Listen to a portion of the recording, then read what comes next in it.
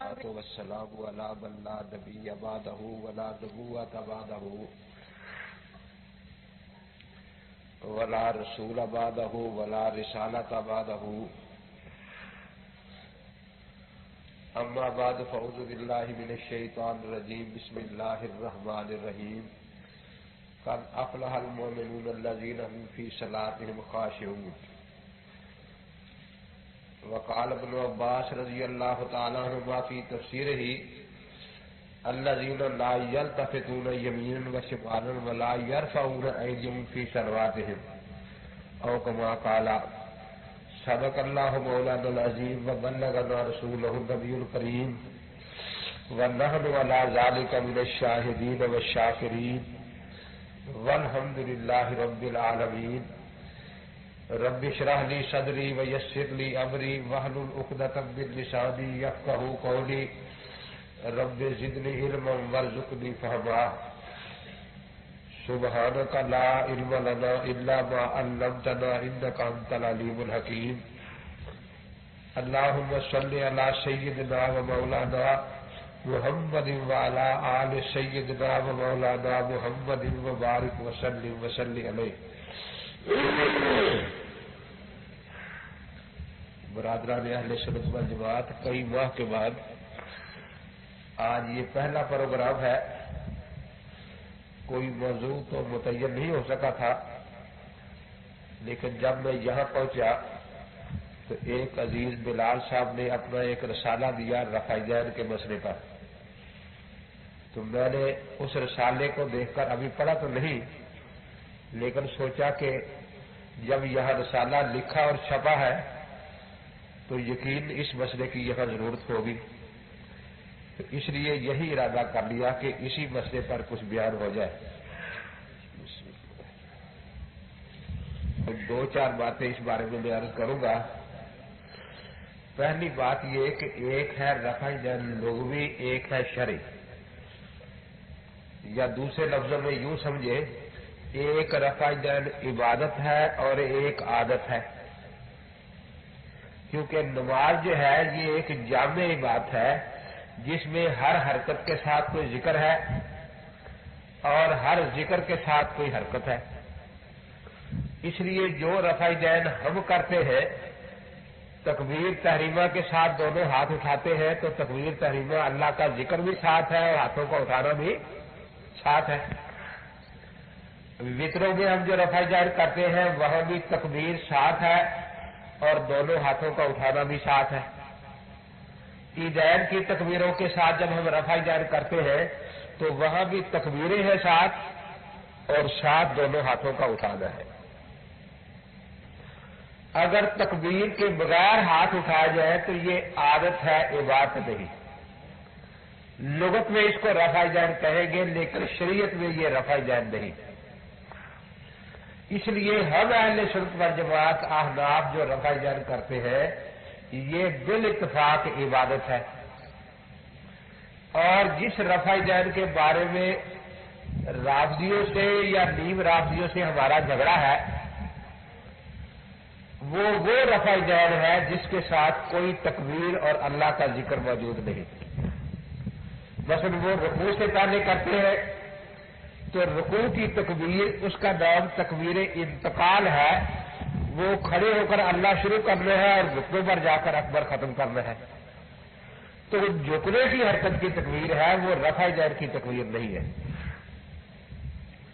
اب اگر کوئی یہاں تکبیر کہہ لیتا ہے اللہ اکبر اور پھر بغیر اللہ اکبر کے جھکتا ہے تو گویا اس نے تکبیر کا اصل موقع چھوڑ دیا.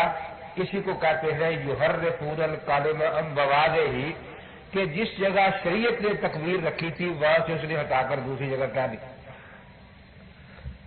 اور اگر کوئی دو تکبیریں کہے، ایک رفع دین کے ساتھ اور ایک پھر جھکتے ہوئے، تو صحیح بخاری شریف صفحہ 110 جلد اول پر جو واضح حدیث ہے کہ 4 رکعت میں 22 تکبیریں ہیں، یہ اس کے خلاف ہے.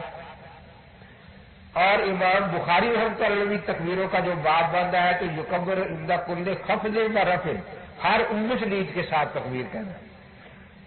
تو اس لیے وہ جو تکبیر سجدے والی ہے یا رکوع والی ہے وہ رفع دین کی تکبیر نہیں، سجدے میں جھکنے لیے ہے، سجدے جوڑنے کے لیے ہے، رکوع میں جھکنے کے لیے ہے۔ اگر کوئی یہاں چھوڑ دیتا ہے اور دوسری جگہ کرتا ہے تو اس نے دین کا مسئلہ تبدیل کر دیا۔ تو اس لیے پہلی بات میں نے یہ عرض کی کہ ایک رفع دین لغوی ہے عادت اور ایک رفع دین عبادت ہے۔ ہم جو رفع دین کرتے ہیں میں نے سب کے سامنے عرض کر دیا کہ دونوں ہاتھ اٹھاتے ہیں، ساتھ اللہ اکبر ہر جگہ ہے۔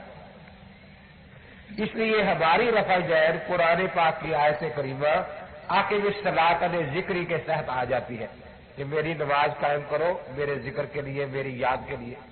ہم نے ہاتھ بھی اٹھایا، اللہ کو یاد بھی کر لیا۔ اب یہ سب جانتے ہیں جنہوں نے تھوڑا سا بھی مطالعہ حدیث کی کتابوں کا کیا ہے۔ ابو داؤد شریف میں حدیث ہے کہ نماز نے 3 حالتیں تبدیل کی ہے، اور حیلت ثلاثۃ احوال ابو داؤد شریف کتاب الاذان میں ہے کہ نماز کی 3 حالتیں تبدیل ہوئی ہے آہستہ آہستہ۔ تو جب یہ مکان تعمیر ہو رہا تھا اس وقت یہاں مٹی بھی اور کئی خسو خشاک پڑا رہتا تھا، لیکن جب تعمیر مکمل ہو گئی پھر یہاں کوئی چیز برداشت نہیں۔ تو جو زمانہ نماز کی تکمیل کا ہوتا عبوری دور، اس میں سب جانتے ہیں کہ نماز جس طرح عبادت تھی اس میں کچھ عادتیں بھی جائز تھی۔ مثلا اللہ اکبر کر کے سبحانک اللہم پڑھنا اللہ کی صدا ہے نا، یہ عبادت ہے، اور دوسرے سے بات کر لینا یہ جائز تھا نا پہلے، تو یہ عبادت تو نہیں تھی نا، عادت تھی۔ تو اس لیے عبادات میں جب مکان کی تعمیر ہوتی ہے تو وہاں اصل کے علاوہ اور کئی چیزیں بھی مل جاتی ہے، لیکن جب تکمیل ہو جاتی ہے تو پھر نماز کی تکمیل کے بعد عادات کو ختم کر دیا گیا اور نماز کو خالص عبادت بنا دیا گیا۔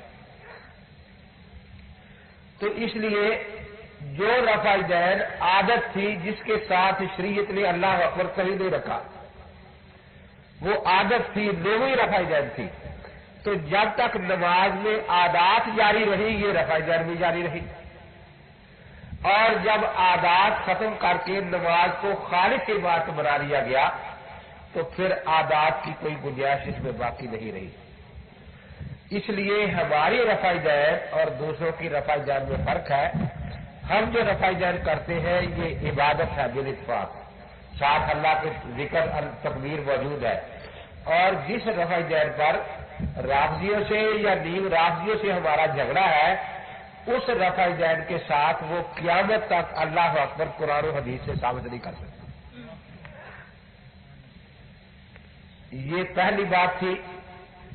دوسری بات یہ ہے کہ رفع دین کی احادیث میں کچھ ٹکراؤ اور تعارض بھی ہے۔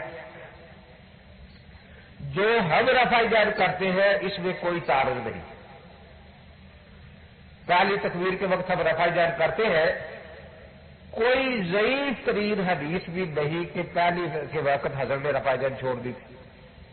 پہلی تکبیر کے وقت کسی ایک صحابی سے ثابت نہیں، کسی ایک امام کا مذہب نہیں کہ پہلی تکبیر تحریمہ کے ساتھ کسی نے رفع دین چھوڑی ہو، کسی فقیہ کا مذہب ہو، کسی صحابی کا قول ہو، اللہ کے پاک پیغمبر کی کوئی ضعیف حدیث ہو۔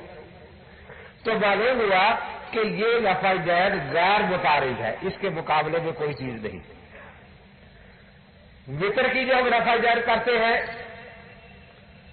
اس کے خلاف بھی کوئی حدیث یا کسی صحابی کا قول نہیں ملتا۔ اس لیے ہم جو وتر کی رفع دین کرتے ہیں وہ بھی رفع دین غیر متعارض ہے، جس میں آپس میں ٹکراؤ نہیں حدیث دلیلوں میں۔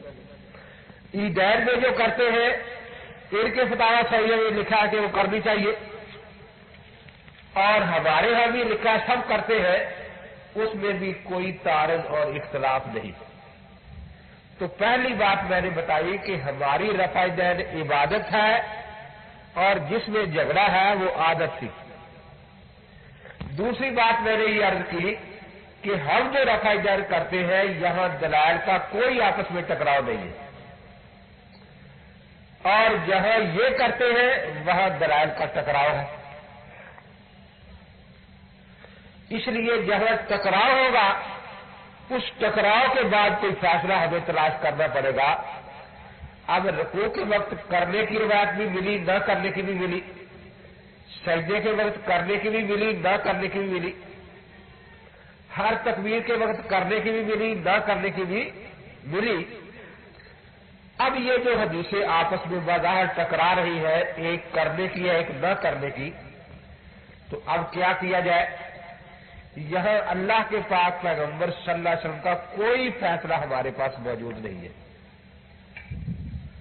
جیسے بعض جگہ حضرت کا فیصلہ ہمیں ملتا ہے نا، حضرت پاک ارشاد فرماتے ہیں کہ پہلے میں نے 3 دن کے بعد قربانی کا گوشت رکھنے سے منع کر دیا تھا، اب اجازت ہے.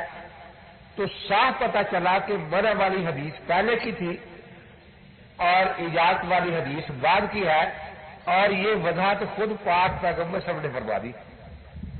یہ فیصلہ خود حدیث پاک میں آ گیا. تو جب حدیث میں فیصلہ آ گیا تو پھر کسی امتی کی طرف دیکھنے کی ہمیں کوئی ضرورت نہیں. اس طرح حضرت پاک کی بعض احادیث ہے کہ قبروں کی زیارت نہیں کرنی چاہیے، بعد میں اجازت ہے، لیکن حضرت نے خود ایک حدیث پاک میں وضاحت فرما دی کہ پہلے میں نے قبروں کی زیارت سے منع کیا تھا، اب اجازت دیتا ہوں تاکہ موت یاد کی جائے. تو اللہ کے پاک پیغمبر صلی اللہ علیہ وسلم نے خود پہلی اور پچھلی بات کی وضاحت فرما دی. یہ فیصلہ حدیث کا فیصلہ ہے. اب جہاں جو مسئلہ زیر بحث ہے، رکوع کی رفع دین کرنے نہ کرنے کے بارے میں، سجدے کی رفع دین کرنے نہ کرنے کے بارے میں اللہ کے پاک پیغمبر صلی اللہ علیہ وسلم کا کوئی فیصلہ موجود نہیں. نہ تو یہ آپ کا ارشاد موجود ہے کہ میں پہلے رفع دین کرتا تھا بعد میں چھوڑ دی، نہ یہ موجود ہے کہ پہلے نہیں کرتا تھا بعد میں شروع کر دی. اس لیے اس مسئلے میں سرے سے حدیث کا کوئی فیصلہ موجود نہیں. نہ کوئی ایسا فیصلہ موجود ہے حضرت پاک نے فرمایا ہو کہ سجدے کے وقت رکوع کے وقت رفع دین کرنے کی حدیث صحیح ہے اور نہ کرنے کی ضعیف ہے. کوئی ایسا فیصلہ حضرت نے فرمایا ہو. اس لیے اس مسئلے میں اپنے آپ کو اہل حدیث کہنا اللہ کے پاک پیغمبر پر جھوٹ بولنا ہے. کیونکہ جب یہ کہا کہ حدیث کا فیصلہ ہے تو حدیث کا فیصلہ تو اللہ کے نبی کا ارشاد ہوتا ہے نا. اللہ کے نبی پاک کا کوئی ارشاد اس تعارض کے رفع کرنے کے لیے موجود نہیں ہے. اس لیے جو اس مسئلے میں اپنے آپ کو اہل حدیث کہتا ہے وہ خدا کے پاک پیغمبر پر جھوٹ بول رہا ہے. یہ حدیث کا کوئی فیصلہ نہیں، اور اللہ کے نبی پر جھوٹ بولنے والے کا ٹھکانہ پکی بات ہے کہ جہنم ہے. اب جب اللہ کے پاک پیغمبر ستم سے ہمیں کچھ نہ ملا اس بارے میں، تو پھر اہل سنت والجماعت یہ کہتے ہیں کہ مجتہد کو اجتہاد کی گنجائش ہو جاتی ہے. اجتہاد بھی جہاں کتاب و سنت میں صراحت نہ ہو وہاں دلیل شرعیہ ہے ہمارے یہاں. اور اجتہاد نام ہوتا ہے قاعدوں کا، جیسے حساب نام ہے قاعدوں کا، اسی طرح اجتہاد قاعدوں کا نام ہوتا ہے. تو جہاں صراحتاً اللہ کے پاک پیغمبر صلی اللہ علیہ وسلم سے کچھ نہ ملے، آئمہ مجتہدین حضرت پاک بھی پوری زندگی کو سامنے رکھ کر پھر کوئی قاعدہ استنباط کرتے ہیں، نکالتے ہیں. تو امام اعظم ابو حنیفہ رحمۃ اللہ نے دیکھا کہ پہلے سب کچھ جائز تھا، لوگ ساتھ ہی کھا لیتے تھے. گو آئی وہ کھا لی، گھوڑا آیا وہ کھا لیا، بجو آیا وہ کھا لیا. بعد میں باتیں بھی کرنی جائز تھی. آہستہ آہستہ شریعت نے چیزوں کو حرام اور ناجائز کہا. تو امام اعظم ابو حنیفہ رحمۃ اللہ تعالیٰ نے ایک قاعدہ نکال لیا شریعت کو سامنے رکھ کر کہ اگر کسی حدیث کے بارے میں کسی مسئلے میں 2 باتیں آ جائے، ایک میں اس کام کے کرنے کی اجازت ہو اور ایک میں اس سے روکا جائے، تو اجازت والی حدیث پہلے زمانے کی سمجھی جائے گی اور منع والی حدیث بعد کے زمانے کی سمجھی جائے گی. یہ قاعدہ سیدنا امام اعظم ابو حنیفہ رحمۃ اللہ علیہ نے بنایا. ایک تو پوری رفتار شریعت کے سامنے رکھی، کہ پہلے سب کچھ جائز تھا، جوا بھی کھیل لیتے تھے، شراب بھی پی لیتے تھے، پھر آہستہ آہستہ بعد میں چیزیں بند ہوتی گئی نا۔ دوسرا اصول کی بات بھی یہ ہے کہ اگر ان دو حدیثوں میں منع کی پہلے رکھی جائے تو 2 دفعہ نسخ ہوگا، منسوخ ہوگی شریعت، کیونکہ پہلے سب کچھ جائز تھا، پھر منع کیا گیا، وہ جواز منسوخ ہو گیا۔ اس کے بعد پھر اب اجازت ہوئی تو وہ منع بھی منسوخ ہو گئی، تو نسخ مرتين امت کا اتفاق ہے کہ 2 مرتبہ نسخ جائز نہیں ہوتا۔ اس لیے سیدنا امام اعظم ابو حنیفہ رحمۃ اللہ تعالی علیہ نے یہ جو قاعدہ بنایا المحرم مؤخر عن البغی کہ حرام کہنے والی حدیث حرمت والی یہ جواز سے بعد کی ہوتی ہے، آخری ہوتی ہے۔ اب ایک قرات امام کے پیچھے کرنے کی آئی، ایک منع کی آئی، تو امام صاحب نے کرنے والی پہلے قرار دی اور منع والی بعد میں قرار دی۔ رکوع میں رفع یدین کرنے کی بھی آئی، اجازت کی اور نہ کرنے کی بھی، تو امام صاحب نے وہاں کرنے والی کو پہلے زمانے کی قرار دیا اور نہ چھوڑنے والی کو بعد کی۔ سجدوں میں رفع یدین کے کرنے کی حدیث بھی آئی اور نہ کرنے کی بھی آئی، تو امام اعظم ابو حنیفہ رحمۃ اللہ تعالی علیہ نے اس قاعدے سے نہ کرنے کو بعد والی قرار دیا اور کرنے والی کو پہلے کی قرار دیا۔ تو چونکہ اجتہادی قاعدہ بھی دلیل شرعی ہے، اس لیے اس دلیل سے انہوں نے یہ ہمیں فیصلہ سنایا۔ اب نسخ کہتے ہیں کسی حکم کی مدت ختم ہو جائے، اس پر عمل باقی نہ رہے،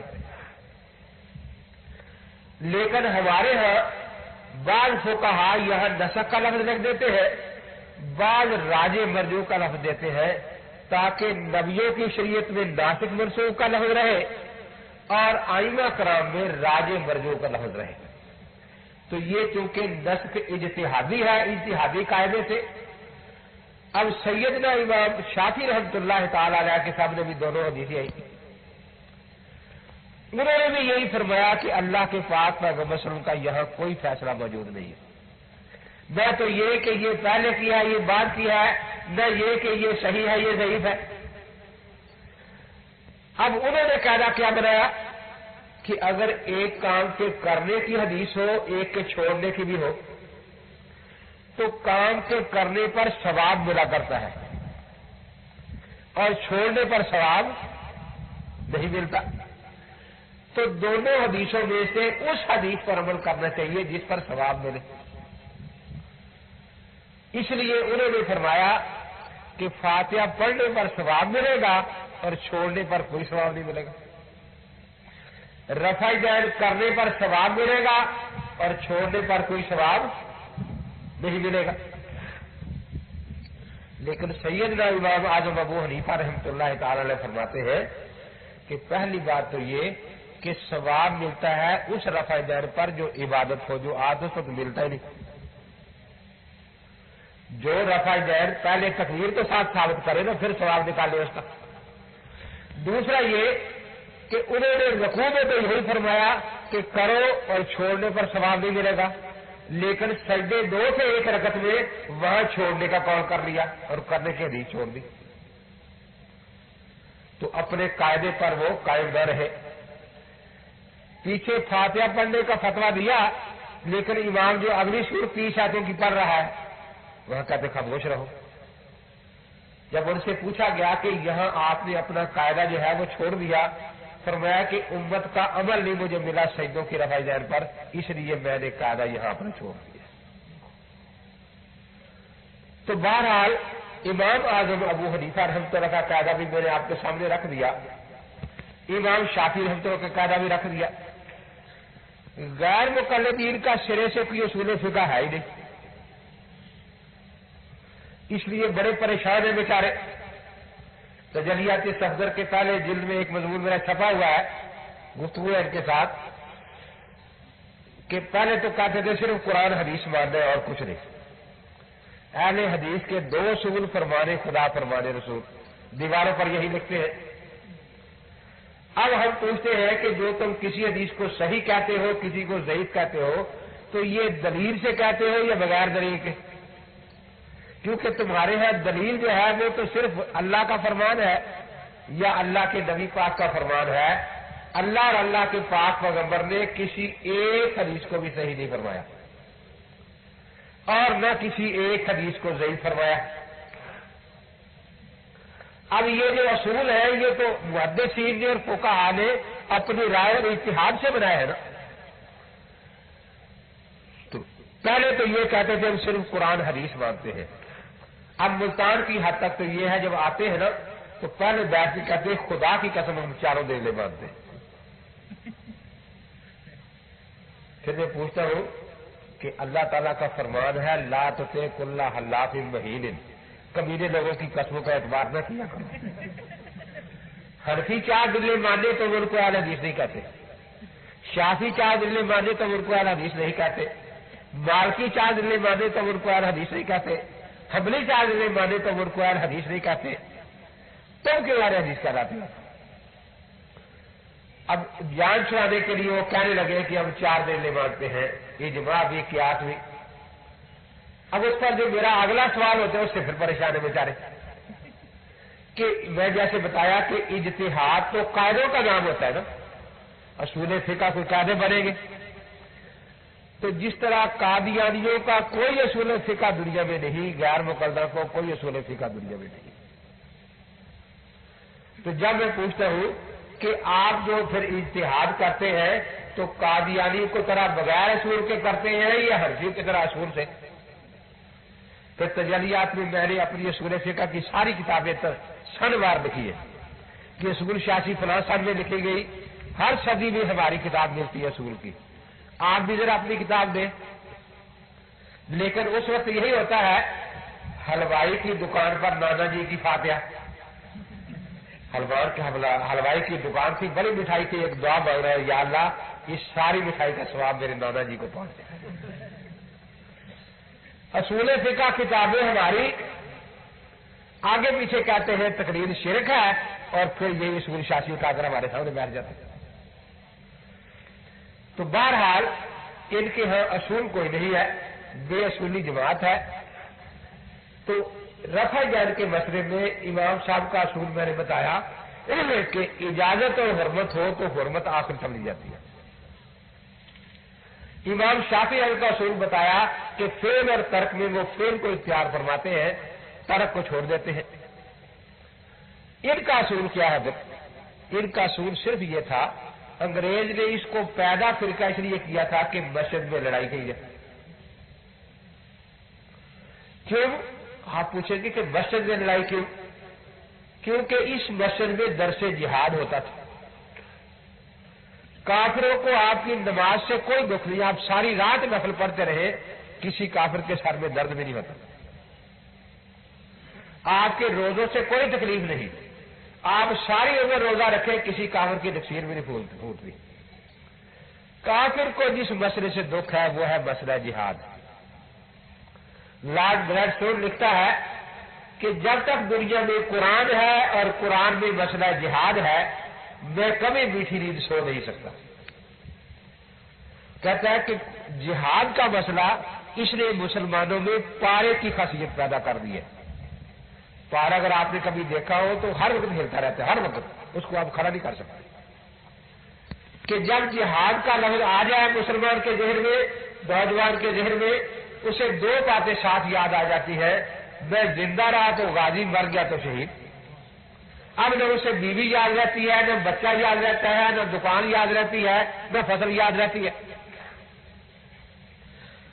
پھر جب یہ جہاد کے لیے جاتا ہے، میدان جنگ میں کافر بھی جاتے ہیں، لیکن کافر مرنے کے لیے جاتا ہے، یہ زندگی کی تلاش میں جاتا ہے۔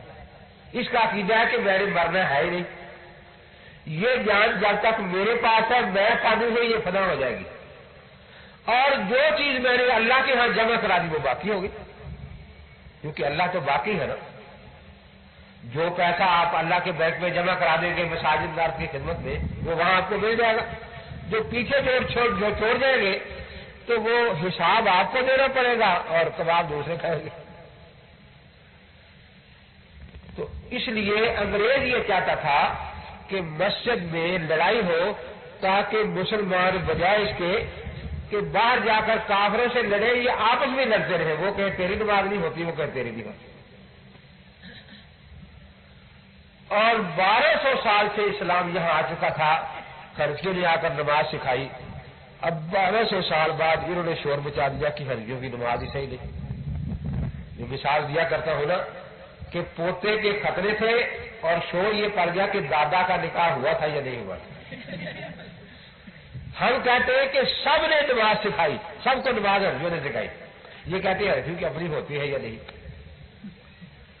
اس لیے ان کا اصول یہ ہے کہ جس حدیث پر حنفی عمل کر رہے ہیں اسی پر ہم عمل کریں تو مسجد میں لڑائی نہیں ہوگی۔ ہم وہ تلاش کریں جس پر حنفیوں کا عمل نہیں ہے، اس پر عمل کریں گے تو پھر حنفیوں مسجد میں لڑائی ہوگی، اور یہی لڑائی جو ہے یہ انگریز کے ہاتھوں کو مضبوط کرے گی۔ تو امام صاحب کا اصول بھی آپ کے سامنے آ گیا، امام شافعی رحمۃ اللہ کا اصول بھی آپ کے سامنے آ گیا، اور غیر مقلدین کا اصول بھی آپ کے سامنے آ گیا۔ یہ صرف ضد ہے حنفیوں سے اور کچھ نہیں۔ دل میں تو سب کچھ ہے، لیکن بعض اوقات بات زبان پر بھی رکھی آ جاتی ہے۔ میں ایک دن سکول پر سائیکل پر سکول جا رہا تھا، ایک ان کے مولوی صاحب سے راکب عبد الخالق صاحب وہ سامنے سے آ رہے تھے، مجھ سے ذرا بات سننا۔ میں کھڑا ہو گیا، میں نے خیر ہے کہ کل ہمارے ہاں بخاری شریف کا ختم تھا۔ میں نے کہا سنت ہے یا بدعت ہے بخاری کا ختم؟ آپ کی دلیل کیا ہے آپ کی؟ کہتے دیکھو آپ نے اگلی بات شیئر کی۔ شیخ الحدیث صاحب ایک تشریف لائے تھے، انہوں نے فرمایا کہ مجھے 70 سال ہوئے بخاری اور حدیث پڑھاتے ہوئے، 70 سال میں حدیث اور قرآن سے میں نے ایک قاعدہ نکالا ہے کہ مسئلہ وہی حق ہے جو فقہ حنفی کے خلاف ہو۔ اگر کوئی مسئلہ تمہیں پتہ کرنا کہ حق ہے یا باطل ہے تو فقہ حنفی والا مسئلہ جو ہے وہ باطل ہے، اس کے خلاف جو وہ حق ہے۔ اور انہوں نے فرمایا کہ یہ سونے کے پانی سے لکھنے کے قابل ہے جو میری 70 سال کی محنت ہے۔ تو میں نے کہا آپ کا پھر کیا ارادہ ہے، اس پر عمل کرنے کا ارادہ ہے؟ بالکل کریں گے۔ میں نے کہا ذرا ہاتھ کرو آگے۔ کیوں؟ میں نے کہا میں پیشاب کروں گا آپ پیے، کیونکہ حنفی تو نہیں پیتے پیشاب۔ اب دیکھو نا آپ پی لیں تاکہ پتہ چلے میرے سامنے کہ آپ نے حنفیوں کی مخالفت کر لی ہے۔ اچھا وہ پہلے تو مجھے بھی بیچارہ پریشان ہو گیا، پھر میں نے کہا کہ آج شام تک میں سننا چاہتا ہوں کہ عبد الخالق نے اپنی بیٹی سے نکاح کر لیا، کیونکہ یہ حنفی تو کرتے نہیں، اور حنفیوں کی مخالفت کا نام حق ہے، حنفیوں کی موافقت کا نام باطل ہے۔ بس سائیکل پر چلا اسی تیزی سے، کہتا ہے تو شرارتیں کرتا ہے۔ میں نے کہا سارے حنفیوں کو باطل کہنا یہ شرارت نہیں ہے، اور میں نے صرف 2 مسئلے ابھی عمل کریے تمہیں بتایا ہے، تو کہتا ہے شرارت ہے۔ تو یہ دوسری بات میں نے عرض کی کہ یہ جو ہے متعارض روایات ہیں، اور متعارض روایات میں ہمارا قاعدہ ہے، اس لیے ہمارے امام صاحب نے ترک رفع دین کی حدیث کو راجح فرمایا۔ اگر شافعیوں نے ہمارے امام کا اتحاد نہیں مانا تو ہم سچ بولتے ہیں، ہم یہ نہیں کہتے کہ یہ محمدی نہیں رہے حدیث کے منکر ہیں، ہم کہتے ہیں یہ حنفی نہیں کیونکہ امام صاحب کا اتحاد انہوں نے نہیں مانا۔ اور شافعی بھی سچ بولتے ہیں، اگر ہم نے ان کے امام کا اتحاد نہیں مانا تو وہ یہ نہیں کہتے کہ حنفی حدیث کے منکر ہیں اور نبی کا انکار کرتے ہیں حنفی محمدی نہیں رہے، وہ بھی کہتے ہیں کہ یہ شافعی نہیں۔ اس کے برعکس غیر مقلد کیا کہتا ہے؟ انتخاب تو خود کیا انگریز کو خوش کرنے کے لیے، لڑائی کے لیے، اور جو اس کو کہا یہ نبی پاک کا مسئلہ ہے، محمدی بن گیا، اور حنفی بھی محمدی نہیں رہے، شافعی بھی محمدی نہیں رہے۔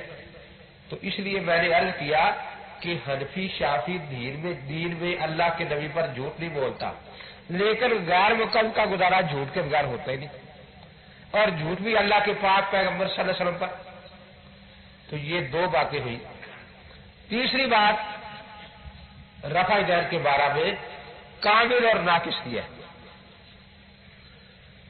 دلیل جو دعوے کے موافق ہونی چاہیے نا، ہم جو دلائل پیش کرتے ہیں ہم جس طرح ہمارا مسئلہ توحید ہے اس طرح ہمارا مسئلہ رفع دین ہے.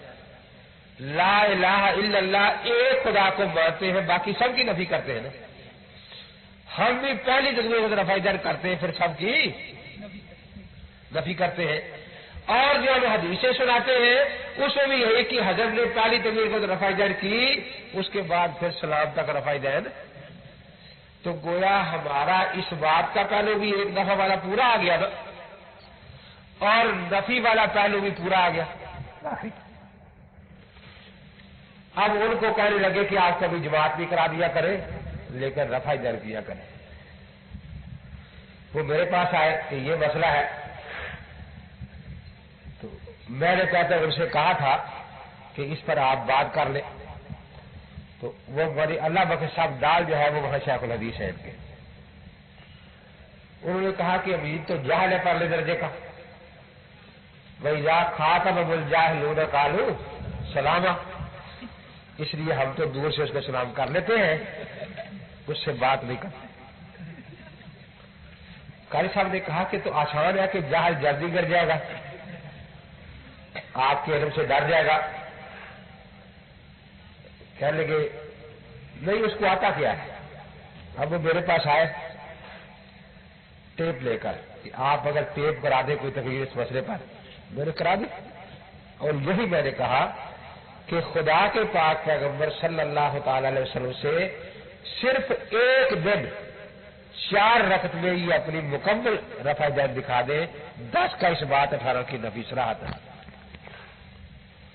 ہم 10 لاکھ روپے کو انعام دیں گے. خلفائے راشدین سے کسی ایک خلیفہ راشد سے 10 کا اس بات 18 کی نفی، ہم 10 لاکھ روپے کو انعام دیں گے. باقی اشرف مشرہ میں سے ایک آدھ صحابی سے، ایک بدری صحابی سے، ایک احد والے سے، ایک بیعت رضوان والے سے، بلکہ کسی ایک صحابی سے یہ دکھا دے، کسی ایک تابعی سے دکھا دے. لیکن گنتی پوری کر لینی ہے. ان کو گنتی نہیں آتی کہ پہلی جماعت کا بچہ مجھ سے لے جایا کریں گنتی کروانے کے لیے. کسی تبع تابعی سے، 4 اماموں میں سے کسی ایک امام کی فقہ کے متن میں ہمیں دکھا دے، 18 کی نفی اور 10 کا اس بات. وہ کل سب ٹیپ تو کر رہے تھے، بعد میں مجھے فرمانے لگے کہ آپ نے تو بہت سخت لفظ کہہ دیے ہیں، اب وہ اگر آ جائے تو میں نے کہا میں یہی ہوں، میں کہیں گیا تو نہیں ہوا. میں نے کہا جو کچھ میں نے کہا ہے توڑ کر کہا الحمدللہ. تو وہ تو کہتے 400 حدیثیں ہیں، میں نے کہا 399 معاف. صرف 1,44,000 صحابہ میں سے صرف ایک صحابی. اصل کرتے کیا ہے؟ وہ کسی سے بھوکے نے پوچھا تھا 2 اور 2، کہنے لگا 4 روٹیاں. اسے کہا کہ روٹیاں کہاں سے؟ کہتا پیٹ مانگ رہا. یہ جہاں کہیں رفع دین کا لفظ دیکھ لیں، خواہ وہ رافضیوں کی رفع دین ہو اپنی بنا لیتے. بس جہاں بیچاروں کو لفظ رفع دین نظر آ گیا نا اس کو اکٹھا کر کے اپنے نام رکھ. تو اس لیے تیسری بات میں نے بتائی کہ دلیل کامل ہونی چاہیے، ناقص نہیں ہونی چاہیے. الحمدللہ ہمارے دلائل کامل ہیں. ہم صدیق سے ثابت کرتے ہیں تو یہی کہ پہلی جگہ سے کبھی نہیں کیا، حضرت فاروق سے بھی یہی، حضرت علی سے بھی یہی، جتنے صحابہ سے بات کرتے ہیں اپنا پورا مسلک اور کامل دلیل بیان کرتے ہیں. اور ان کے پاس ایک بھی اپنے دعوے پر کامل دلیل نہیں ہے. 3 باتیں ہو گئی. چوتھی بات کہ یہ دھوکہ سمجھانے، مسئلہ سمجھانے کے وقت کیا دیتے ہیں.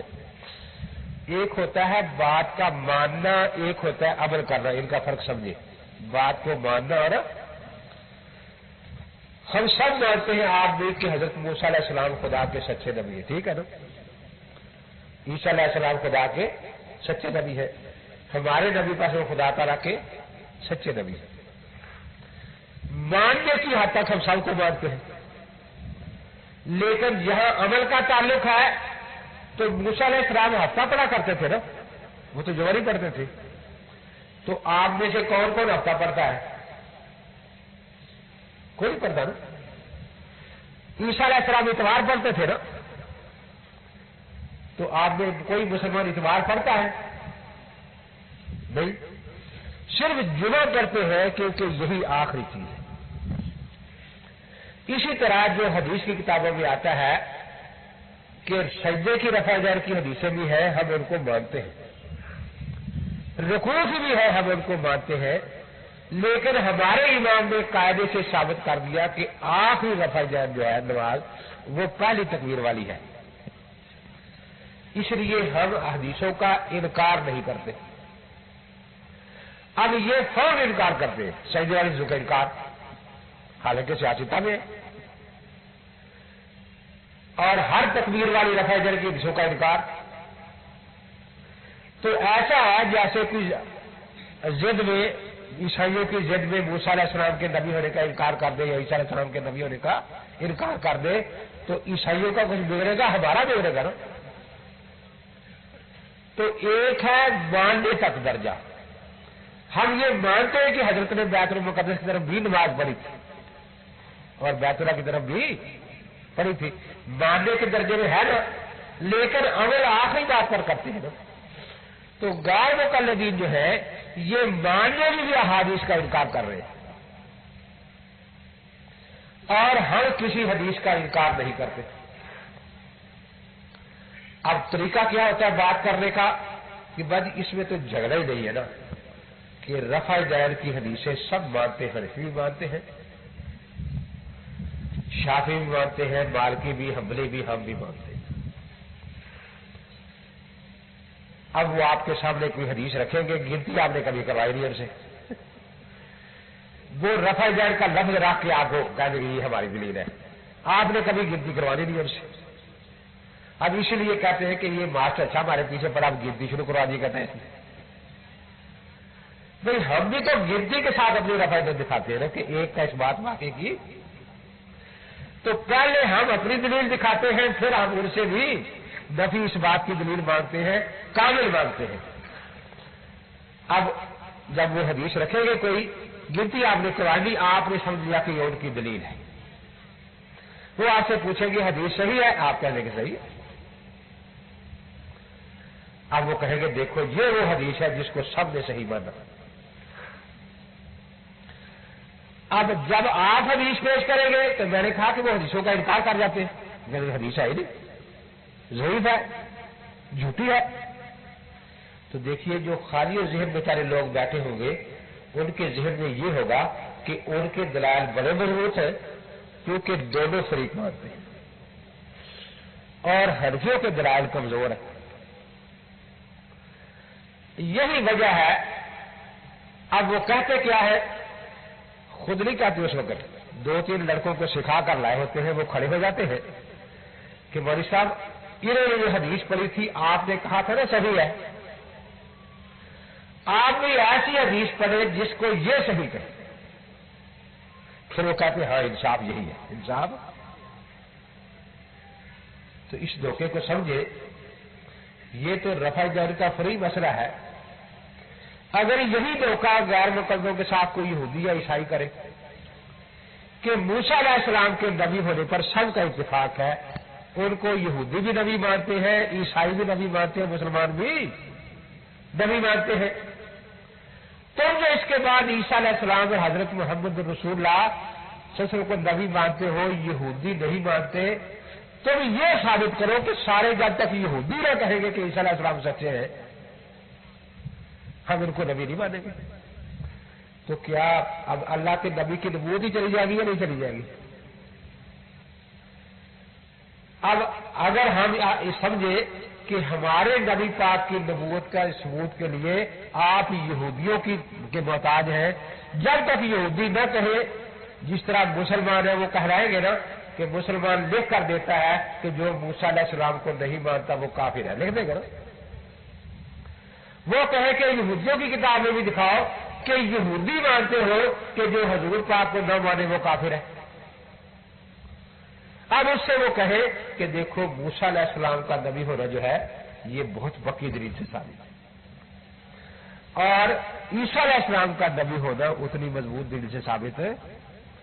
اور معاذ اللہ حضرت محمد رسول اللہ صلی اللہ علیہ وسلم کا نبی ہونا تو اس سے بھی کمزور دلیل میں ہے، کیونکہ یہاں مسلمان اکیلے مانتے ہیں، دو فریق نہیں مان رہے ہیں زبان کو۔ تو کیا یہ جو انہوں نے یہودیوں سے اصول لیا ہے، اس اصول پر تو رفع جائے تو کجا آپ تو اپنے نبی کی نبوت بھی ثابت نہیں کر سکے۔ تو جس طرح ہم یہودیوں کے محتاج نہیں اپنے نبی پاک کے لیے، ہم غیر مقلد کے محتاج نہیں کہ وہ حدیث کو صحیح کہے تو ہو۔ حضرت ابوبکر صدیق رضی اللہ تعالی جیسے شخص ہے، ان کا ایمان لانا غریب ہے کہ حضور سچے نبی ہے۔ اکبر مسیح کے ہم محتاج نہیں کہ وہ کہے سچے ہیں تو ہم سچے مانے۔ اسی طریقے سے امام ابو حنیفہ رحمۃ اللہ علیہ، قاضی ابو یوسف رحمۃ اللہ علیہ، علامہ عینی رحمۃ اللہ علیہ، ان حضرات نے جن میں ساری عمر کتابوں سے ان کی خدمت میں گزاری، جب یہ فرما رہے ہیں کہ یہ مسلک صحیح ہے، تو آج کے کسی بابے رویے کہ ہم بالکل محتاج نہیں ہیں، کہ جب تک آج کا بابا رویہ نہیں کہے گا ہم امام ابو حنیفہ کے مسلک کو صحیح نہیں مانے۔ یہی دلیل ان سے رافضیوں نے لی کہ حضرت علی کرم اللہ تعالی کو سب مانتے ہیں، سنی بھی مانتے ہیں نا۔ تو جس طرح سنی اور رافضی دونوں کہتے ہیں کہ حضرت علی خلیفہ برحق ہے، اسی طرح دونوں کا قول پیش کرو کہ ابوبکر صدیق خلیفہ برحق ہے، عمر فاروق خلیفہ برحق ہے، عثمان غنی خلیفہ برحق ہے، تو پھر ہم مانیں گے تو کیا اس اصول پر آپ صدیق کی خلافت ثابت کر لیں گے، حضرت عمر کی خلافت ثابت کر دیں گے؟ تو ان لوگوں نے یہ انداز بنا رکھا ہے، وہ تو قسم کھا کر بیٹھتے ہیں کہ ہم نے جو حدیث ہمارے خلاف ہے ایک لینی ہے، اب 40 بھی ہو تو سب کو جھوٹا کہنا ہے۔ تو اس لیے چوتھی بات یہ میں نے بتائی کہ ان کا استدلال میں طریقہ کیا ہوتا ہے۔ پروفیسر عبداللہ بہاولپور سے جب میرا مناظرہ ہوا، اس نے یہی اختیار کیا، بخاری شریف کھول کے رکھی، مجھے کہتا ہے یہ حدیث صحیح ہے یا نہیں۔ مجھے اس کا طریقہ یاد تھا، میں نے کہا جیسی رفع داد نہ کرنے کی ہے ویسی یہ ہے، اگر اس کو تو ضعیف کہے گا اس کو یہ بھی ضعیف ہے، اگر اس کو صحیح کہے گا یہ بھی صحیح ہے، کہے گا اس پر تو جرا ہے، اس پر بھی جرا ہے، میں نے کہا اس سے زیادہ ہے، کریں آپ ذرا پہلی حدیث پر، میں نے کہا زہری مدلس ہے، ان سے روایت کر رہا ہے، اور آپ مبارک پوری صاحب لکھتے ہیں کہ زہری تدلیس کرے تو حدیث حسن بھی نہیں ہوتی، چاہے جا کے صحیح ہو۔ پھر یہ سند امام مالک سے رہ رہے، امام مالک رحمۃ اللہ علیہ رکوع جاتے وقت رفع جاری لا قبر رکوع کر لفظ موطا میں نہیں ہے، یہاں زیادہ آ گئے۔ بخارا میں رفع جاری 5 جگہ تھی، یہاں 9 جگہ ہو گئی ہے، آپ کی تو ابھی بھی نہیں بنی۔ تو یہ 5 کو 9 روایت درمیان نہیں کہتے کہ 5 کا معنی 9 بھی ہوتا ہے، کہتا ہے یہ غلطی بخاری کی نہیں کسی اور راوی سے ہوئی ہے، تو میرے خیال مطلب تو یہ کہ روایت غلط ہوگی، خواہ کسی کی ہوئی۔ کہتا جی میں اگلی روایت پڑھ لوں، میں اگلی پڑھ لو، کہتا جی اس میں اخبار نہیں آ گیا ہے، تحدیث ہے، میرے خیال یہ شاگرد یونس ہے، اور یونس کو زہری کی روایت میں وہم ہو جاتا تھا۔ کہتا ہے توبہ توبہ توبہ، بخاری کے راوی پر جرا ہو رہی ہے، میں نے کہا آپ نے ہمیں طریقہ بتایا نا، اگر کتاب داس سلیمان تحمید وغیرہ جو آپ جرا کرتے ہیں تو سب بخاری کے راوی ہوتے ہیں نا، جب ہماری حدیث میں آتے ہیں ہم جرا کرتے ہیں نا، ابو بکر بن عیاش پر کہاں لکھا ہے کہ یہ اس کو وہم ہوتا، میں تقریب التعظیم سے تقریب التعظیم کھولی، یونس بن یزید العلی ثقۃ ثبت، تو بڑا پکا راوی ہے، دیکھا آگے کیا ہے، کچھ بھی نہیں۔ میں نے کہا آپ ہیں پروفیسر، میں ہوں پرائیویٹ اسکول کا ماسٹر پہلی جماعت کا، تو ہمیں تو عادت ہے کہ بچے کو سبق نہ ملے تو انگلی رکھ کے پڑھایا کرتے کہ یہاں سے پڑھو، اگر آپ خود پڑھ رہے مل گیا تو ٹھیک ہے، ورنہ انگلی پکڑائے میں اگر پڑھاؤں گا آپ کو لے کے۔ کہتے ہیں اتنا لکھا الا فی روایت زہری واحد قلیل، تھوڑا سا وہم ہوتا ہے نا، تھوڑا سا، تو میں نے کہا میں نے کب کہا کہ زیادہ ہوتا ہے، ساری حدیث کے الفاظ یہی تھے، حمیدی میں یہی روایت ہے، وہاں لا یرفع ہے، تو یہ لا میں لا رہ گیا، باقی ساری مس ہوئی ہے، تو لا رہ گیا، تھوڑا سا وہم ہو گیا نا. کہتا اچھا پھر چھوڑ تو اگلی پڑھو، میرے کو پڑھو. تو یہاں زہری کا شاگرد شعیب ہے. میں نے کہا شعیب کے باپ کا نام کیا ہے؟ کیونکہ زہری کے دو شاگرد ہیں، ایک شعیب بن ابی اسحاق جو گفتی ہے، ایک شعیب بن ابی حمزہ جو سنی ہے. تو یہ بتا کہ یہ راوی گفتی ہے یا سنی ہے، سر دے مجھے تھا سر سے تو پتہ نہیں چلتا. تو میرے کا توقف ہوگا نا تیرے کام آئی، نہ میں انکار کروں گا، خاموش، نقصان تیرا ہوگا، میرا تو کچھ نہیں. تینوں گئی جی، میرے کا تینوں گئی. اب میں کہاں جاؤں؟ میرے کا جہنم. کہاں جا رہا ہے جی؟ مالک میں حضرت کی روایت پڑھ لو، میں نے پڑھ لو. تو میں نے کہا یہاں ابو قلابہ ناچ بھی ہے جو حضرت علی کو مسلمان بھی ثابت تھا، اور حضرت علی اور اہل کوفہ رفع یدین نہیں کرتے تھے، تو یہ ان کا مخالف ہے. میں نے کہا بخاری کے راوی پر جڑا، تو میں نے کہا بیتی راوی ہے، تو بیتی کی جو روایت اہل سنت والجماعت کے خلاف ہوگی وہ نہیں لی جاتی، باقی لے لی جاتی. اس میں کون سی بات ہے؟ کتاب بند کر کے رکھ دیں. کہتا ہے کہ اب آپ کچھ پیش کریں اسی سند سے جو بخاری والی ہے، سالم بن زہری عن ابن عمر. میں نے مسلم حمیدی اٹھائی، میں نے کہا یہ مکے میں لکھی گئی ہے، بخارا میں نہیں لکھی گئی، اور یہ مدونہ کبریٰ مدینے میں لکھی گئی ہے. دونوں کتابیں مکے مدینے کی پیش کرتا ہوں. کہتا ہے ہمارا دین مکے مدینے والا ہے. میں نے کہا خدا گنجے کو ناخن نہ دے، آپ کا مسئلہ یہ ہے کہ ہماری حکومت مدینہ شریف میں آگے تو حضور پاک کا روزہ گرا دے گی، اور پھر جادی میں لکھا ہے کہ روزہ پاک کو گرا کر زمین کے برابر کرنا واجب ہے. تو میں نے کہا آپ کو تو یہ اللہ تعالیٰ حکومت نہ دے، خدا گنجے کو ناخن نہ دے، آپ تو حضرت پاک کا روزہ بھی نہیں دیکھ سکتے کہ حضرت کا دین کہیں دیکھ سکے.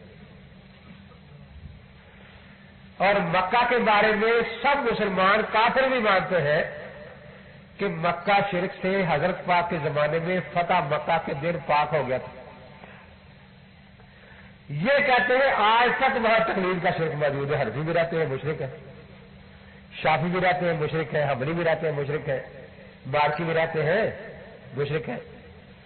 تو یہ تمہارا مکے پر ایمان ہے کہ آج بھی مکہ شرک کی منڈی ہے، معاذ اللہ، آج بھی مدینہ شرک کی منڈی ہے آپ کے.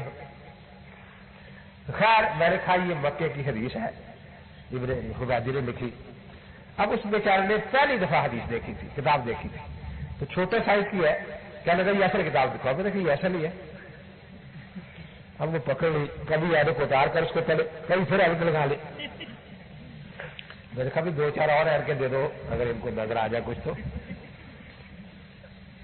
اب خاموش. میں نے کہا اب تو میں نے منہ مانگی موت تمہیں دی ہے نا، کہ یہ شرط تو نے مانگی تھی، اسی شرط سے میں نے تمہیں حدیث دکھا دی، رفع نہ کر دیں. تو میں نے کہا کہ 1000 کا انعام رکھا ہوں اشتہار میں، وہ دے دو. کہتا ہے وہ مسجد کے پیسے ہیں. میں نے کہا اچھا مسجد آپ جوئے کے لیے رکھتے ہیں؟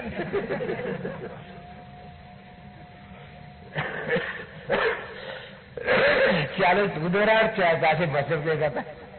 میں نے کہا مسجد جوا کھیلنے کی رکھی ہوئی ہے. کہتا نہیں وہ معاف کر دے ہمیں بس.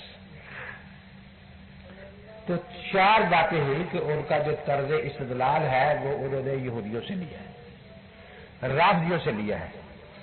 جس طرح رسول اقدس صلی اللہ علیہ وسلم کے صحیح سچے ہونے کے لیے ہم کسی یہودی کے قول کے محتاج نہیں، کسی عیسائی کے قول کے محتاج نہیں، اسی طریقے سے ہم حدیث کی صحت کے لیے کسی غیر مقلد کے قول کے قطعاً محتاج نہیں. جیسے میں نے شروع میں عرض کیا کہ جو بات ہمیں اللہ اور اللہ کے رسول سے نہ ملے وہ ہم دیکھتے ہیں. اگر اس حدیث پر 4 اماموں کا عمل ہوگا تو اجماعاً وہ صحیح ہوگی، اور اگر اماموں میں اختلاف ہے تو پھر ہم کیا کریں گے کہ جس پر ہمارے امام کا عمل ہے، کیونکہ جس طرح امام بخاری نے ہم نے فرما دیا تھا کہ میں صحیح حدیث بخاری میں لاتا ہوں، امام صاحب کا بھی اعلان ہے اذا صح الحدیث فهو مذہبی، میں اپنے مذہب کا مدار صحیح حدیث پر رکھوں. اس لیے جس پر ہمارے امام کا مذہب ہے وہ حدیث ہمارے ہاں صحیح ہے. ہاں جس پر ہمارے امام کا عمل ہے اس کو کوئی اللہ تعالیٰ سے ضعیف ثابت کر دے, ہم امام کی بات چھوڑ کر اللہ کی بات مان لیں. اللہ کے رسول پاک سے ضعیف ثابت کر دے تو ہم امام کی بات چھوڑ کر اللہ کے رسول کی بات مان لیں گے. لیکن 14-15 صدی کی کسی آدمی کی بات پیش کرے تو ہم خیال قرون کے امام کی بات چھوڑنے کے لیے قطعاً تیار نہیں ہے. خیال قرون کے امام کے بعد کے مقابلے میں کوئی خیال قرون کا آدمی نہیں اگر لانا بھی ہے, اور وہ بھی اتحاد ہوگا, اتحاد سے دوسرے کا اتحاد ٹوٹا تو نہیں کرتا, اس کا اپنا اتحاد ہو. تو 4 باتیں میں نے آپ کے سامنے رکھی. ایک رفع در عادت اور ایک عبادت. دوسرا کیا, ہماری رفع در عبادت ہے, ان کی عادت ہے. ہماری رفع در کے ساتھ اللہ اکبر ہے. تو آپ سے پوچھ لو, گھوڑے جو دبے مارتے ہیں تو اللہ اکبر کیا کر مارتے ہیں یا بغیر اللہ اکبر کے؟ کیا خیال ہے جی؟ تو گھوڑوں والی رفع در رافضی اور نیم رافضی ہوتی ہے.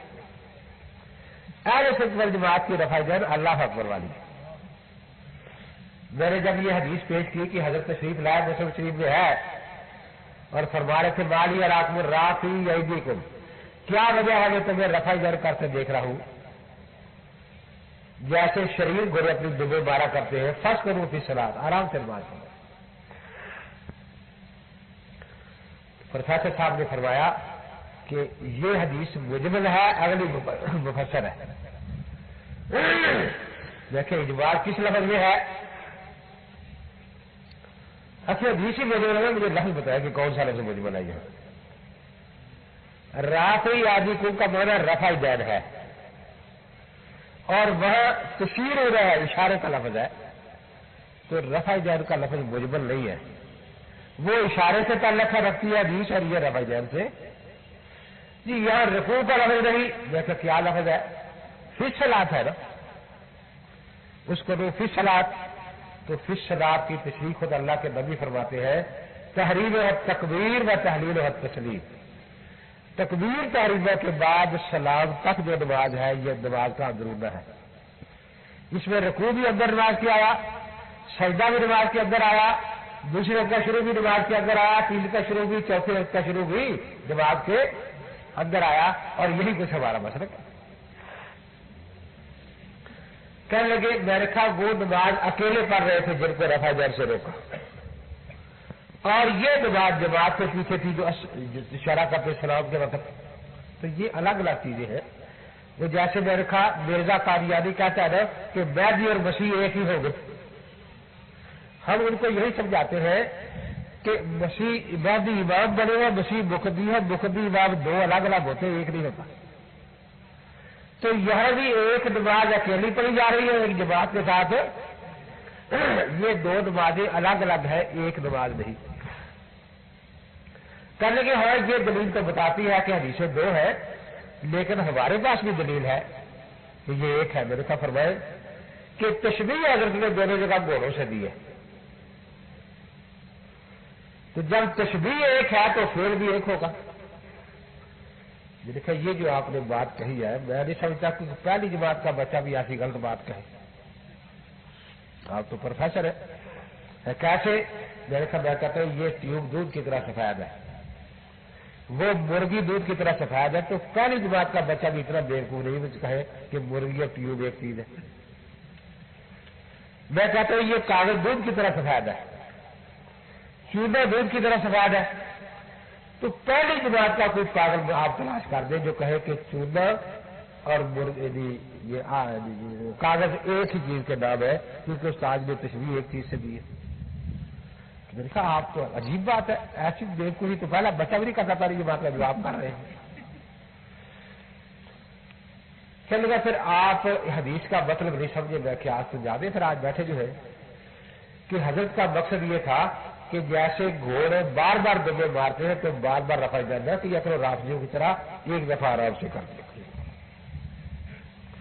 میں نے کہا اگر اس حدیث کا معنی یہ ہے تو دوسرے کا بھی یہی کرو کہ السلام علیکم کے وقت 2-4 تھپڑ نہ مارے دائیں بائیں والے کو، ایک آرام سے مار دیا، السلام علیکم السلام علیکم۔ تو میں نے کہا اگر یہ معنی صحیح ہے تو دونوں کا صحیح ہو جائے گا، آپ کو ثواب ملے گا، اور اگر یہ معنی غلط ہے تو دونوں کا غلط ہو تاکہ آپ کو سزا بھی تو پوری اللہ تعالیٰ دے نا۔ اس پر بڑا بیچارہ گھبرایا، کہنے لگا آپ نے کبھی گھوڑے دیکھے ہیں؟ میں نے کہا خیر میں تانگا تو نہیں چلاتا لیکن تانگے پر سوار ہوتا رہتا ہوں، گھوڑے دیکھتا رہتا ہوں۔ تو گھوڑے جو ہے وہ یوں دم ہلاتے ہیں، یوں ہلاتے نہیں۔ میں نے کہا چلو کسی تانگے والے سے پوچھ لیتے ہیں۔ میں نے تو یہ دیکھا ہے کہ یوں بھی دم ہلاتے ہیں جب جسم پر کوئی مکھی وغیرہ بیٹھی ہو رہی ہو تو دم یوں ہلاتے ہیں، اور جب بدماشی کرے تو یوں وہ 4 تانگے والے بیٹھے کھڑے ہو کر کہ بالکل امیر صاحب نے صحیح بات کری۔ پروفیسر صاحب بیچارے بڑے پریشانی میں فرماتے کیا ہے کہ میں سمجھتا تھا کہ کسی عالم سے بات ہوگی، کوئی علمی بات ہوگی، کس مداری کے سامنے مجھے لا کر بٹھا دیا۔ میرے کہا بہرحال میں اس طرح بھی آپ کا شکر گزار ہوں کہ آپ میرے کسی فرق کی تو داد دے رہے ہیں نا کہ میں آپ کو بچا اچھا رہا ہوں، کسی فرق کی تو آپ داد دے رہے ہیں نا کہ کوئی فرق تو چلو مجھے آتا ہے وہ نہ صحیح، یہ تو ہے نا۔ اب آخر کہتا ہے تم بھی تو رفع جب تحریمہ میں کرتے ہو۔ میں نے کہا گھوڑا اللہ پر کہہ کے کرتا ہے، ہم تو اللہ پر کہہ کے کرتے ہیں۔ وہ تو عادت ہے گھوڑے کی، یہ ہماری رفع جنی بات ہے، تمہیں آپ تیری بات کا پتہ ہی نہیں ہے۔ تو مقصد یہ ہے کہ ایک طریقہ تو یہ میں نے عرض کیا، دوسرا طریقہ یہ کہ دیکھو تکبیر، میں کراچی میں تھا تو نیوی کے افسر 5-4 کوئی 11 مقدمہ امام رکھا ہوا تھا، انہوں نے وہ روز وہ تبلیغی جماعت والے روز ان کو کہا تھا تمہاری نماز نہیں ہوتی، وہ آ گیا بداوی ٹاپ، انہوں نے میرے پاس بھیج دیے۔ اب بخاری شریف اس میں ہاتھ میں رکھی لی اور اندازہ کیا دکھایا کہ دیکھو یہ ہے تکبیر ہے، رفع جان ہے، تکبیر ہے، رکوع ہے، 3 چیزیں ہیں نا، ہم تینوں کام کرتے ہیں، پہلے ہاتھ اٹھاتے ہیں پھر تکبیر کا رکوع میں جاتے ہیں، یہ بھی تکبیر کو سنت کہتے ہیں۔ اب ایک ڈاکٹر 3 گولیاں دے تو مریض کو تینوں رکھنی چاہیے، ایک درمیان سے نکال کے پھینک دینی چاہیے۔ اب یہ مثال ان کے ذہن میں ڈالی ہے، اب وہ کہیں جی یہ ہمیں سمجھاؤ یہ کیا قصہ ہے۔ میں نے کہا بعض کا ڈاکٹر خود ایسا کرتا ہے کہ 2-4 دن 3 گولیاں دیتا ہے پھر ایک نکال دیتے کہ اب اس کی ضرورت نہیں رہی۔ کہا جی کہاں نکالی ہے؟ میں نے کہا یہ بخاری شریف صفحہ 102 تک پڑھتے آگے نہیں جانتے۔ اب میں نے صفحہ 110 نکالا، میں نے کہا ہم تکبیر کو سنت کہتے ہیں، رفع جان کو سنت کہتے ہیں، ہم کہتے ہیں تکبیر آخر تک رہی تو یہ ہے پہلے یکبر عند کل خفض و رفع۔ ہمیں تو انہوں نے فرمایا کہ والذی نفسی بیدہ کہ خدا کی قسم یہ وہ نماز ہے جو آپ آخر دم تک پڑھتے رہے حتی فارق الدنیا۔ اب میں نے ان کے سامنے بخاری رکھ دی تو یہ 2 گولیاں ہیں، ایک تکبیر ایک رکوع والی، رفع جانی نہیں ہے۔ تو معلوم ہوا کہ آخری زمانے میں حضرت نے یہ گولی نکال دی تھی۔ تو میں نے کہا وہ مریض کتنا جاہل ہے کہ ڈاکٹر گولی نکال کے پھینکے وہ ہوا جو رکھ لے، بنا درجے کا بیوقوف ہے۔ میں نے کہا کہ جس طرح میں نے رکوع اور تکبیر کے ساتھ فارق الدنیا کا لفظ دکھایا ہے تو بھی رفع جان کے ساتھ فارق الدنیا کا لفظ دکھا۔ کہتا ہے میں بخاری میں تو نہیں دکھا سکتا، بحثی میں دکھا سکتا ہوں۔ وہ کہنے لگے نہیں ہمیں تو روز بخاری کہتا ہے، تو جب مولوی صاحب نے بخاری سے دکھایا تو بھی بخاری سے دکھا۔ میں نے کہا یہ بحثی سے بھی نہیں دکھا سکتا، میں نے بحثی بخاری 10 جلدیں، میں نے کہا یہ رکھی اس کو کہو نکالے کہاں۔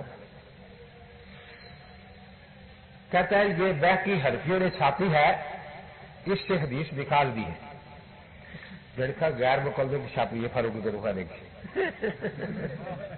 ابھی فون کر کے پتہ کر رہا ہوں ملتان میں کہ یہ غیر مقلد ہے، ان کی چھپی ہوئی اس میں نہیں ہے یہ۔ کہتے ہیں جی اصل یہ ہے کہ وہ ایک کتاب ابھی چھپی نہیں، چھپی ہوئی ہے، اس میں حدیث ہے، اس کا نام ہے کتاب المعرفت امام بہقی کی۔ تو میں نے کہا دیکھو نا، جیسے ان کا امام چھپا ہوا ہے تمہاری جگہ چھپی ہوئی ہے۔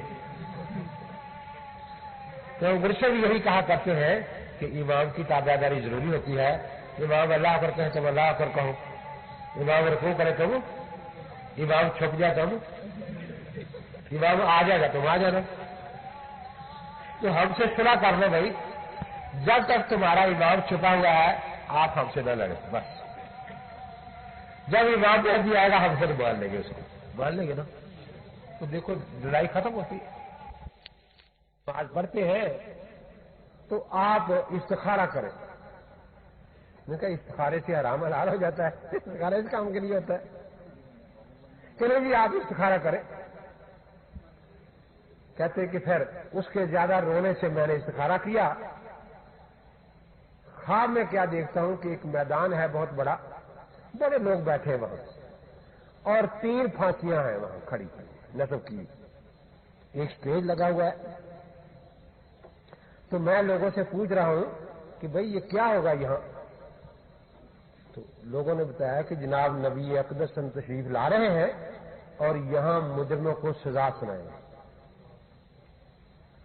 تو میں خواب میں کہہ رہا ہوں کہ یا اللہ کتنا اچھا ہوتا پروفیسر صاحب خود ہی یہاں آ جاتے اور حضرت پاک سے خود ہی پوچھ لیتے۔ یہ میں سوچ رہا ہوں، دیکھتا کہ وہ پروفیسر صاحب کھڑے ہیں ایک طرف،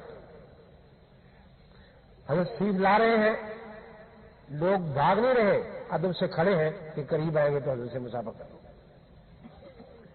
میں اس کو دیکھ رہا ہوں کہ جو حضرت قریب تشریف لا رہے ہیں اس کا قد گھٹتا جا رہا ہے اور رنگ زرد ہوتا جا رہا ہے۔ پروفیسر بالکل جب قریب تشریف لایا تو اس کا رنگ بالکل چھوٹا سا قد رہ گیا اتنا۔ حضرت تشریف فرما ہوئے، 2 مجرم کھڑے تھے، پھانسیاں 3 تھیں۔ تو حضرت نے بڑے جلال سے فرمایا تیسرا مجرم کہاں ہے؟ وہ زانی پروفیسر جو ہے کہاں ہے وہ؟ وہ کہتے کہ میری تو اتنے سنتے ڈرتی آنکھ کھول گئی کہ یا اللہ خیر۔ تو آگے کیا ہوا یہ میں نے نہیں دیکھا، میری تو آنکھ کھول گئی۔ صبح کہتے میں نے پروفیسر صاحب سے کہا کہ آپ بے شک میرے سر پر قرآن رکھ لیں، جو کچھ میں نے دیکھا ہے وہ یہ ہے۔ تو اس نے بیوی کو بھیج دیا۔ تو مقصد یہ ہے، یہ مسئلہ اہم ہے، حرام حلال کا مسئلہ ہے۔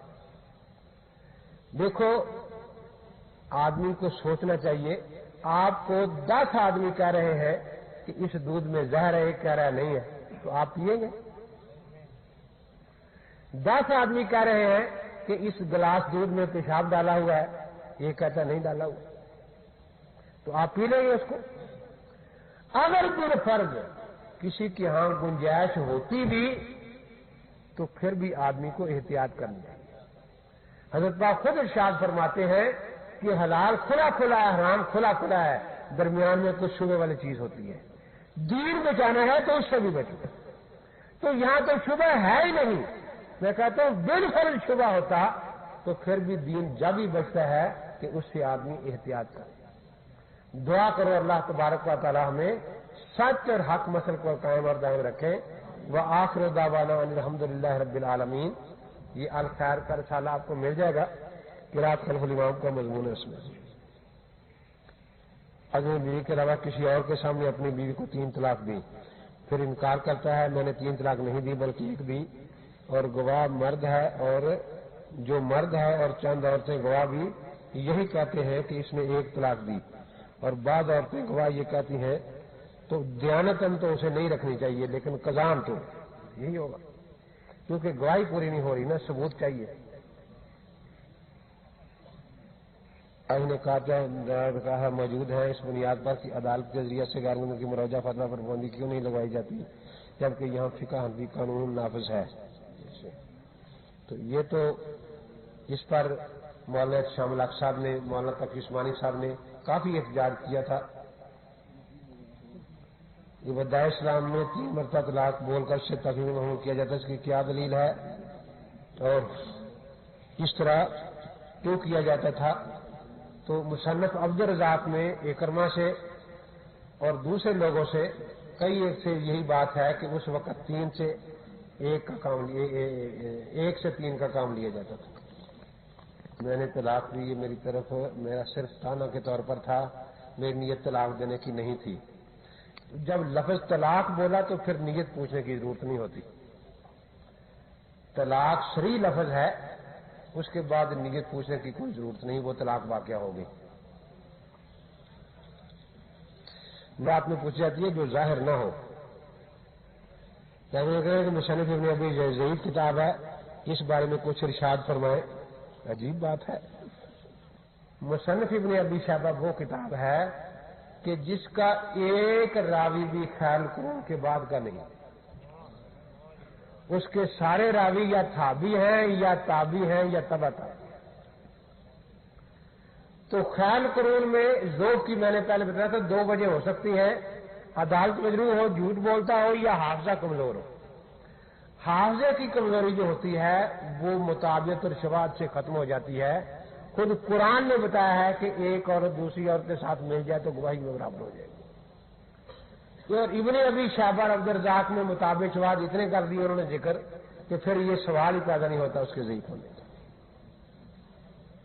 بخاری صاحب کی حضرت عمر حاج کے متع کے بارے میں سوال کیا نبی کا فرمان، پھر اس کے بیٹے کے مقابلے میں حضرت عمر کا قول پیش کیا. عبداللہ بن عمر نے فرمایا کہ میں حضور کا قول پیش کرتا ہوں اور تو حضرت عمر کا قول پیش کرتا ہے. تو بھائی اس غیر مقلدوں کو سنانے کی کیا ضرورت ہے؟ اللہ کے نبی نے فرمایا ہے کہ میرے بعد ابو بکر عمر کی اقتدا کرنا. اب ابن عمر کا کلمہ پڑھا ہے غیر مقلدوں نے یا اللہ کے نبی کا پڑھا ہے؟ اللہ کے نبی نے فرمایا علیکم بسنتی و سنت الخلفاء الراشدین المہدیین. تو یہ مسئلہ اصل میں اجتہادی ہے اور اس میں صحابہ میں اختلاف ضرور ہے. تو بہرحال غیر مقلدوں کو تو دکھانے کی ضرورت نہیں. غیر مقلدوں نے اگر ابن عمر کا کلمہ پڑھا تو دکھائیں ان کا قول. ہم نے جن کا کلمہ پڑھا ان کی 2 حدیثیں سنا دی ہیں. اقتداء باللہ جان من بعد ابی بکر علیکم بسنتی و سنت الخلفاء الراشدین المہدیین. اور کیا ہے بس.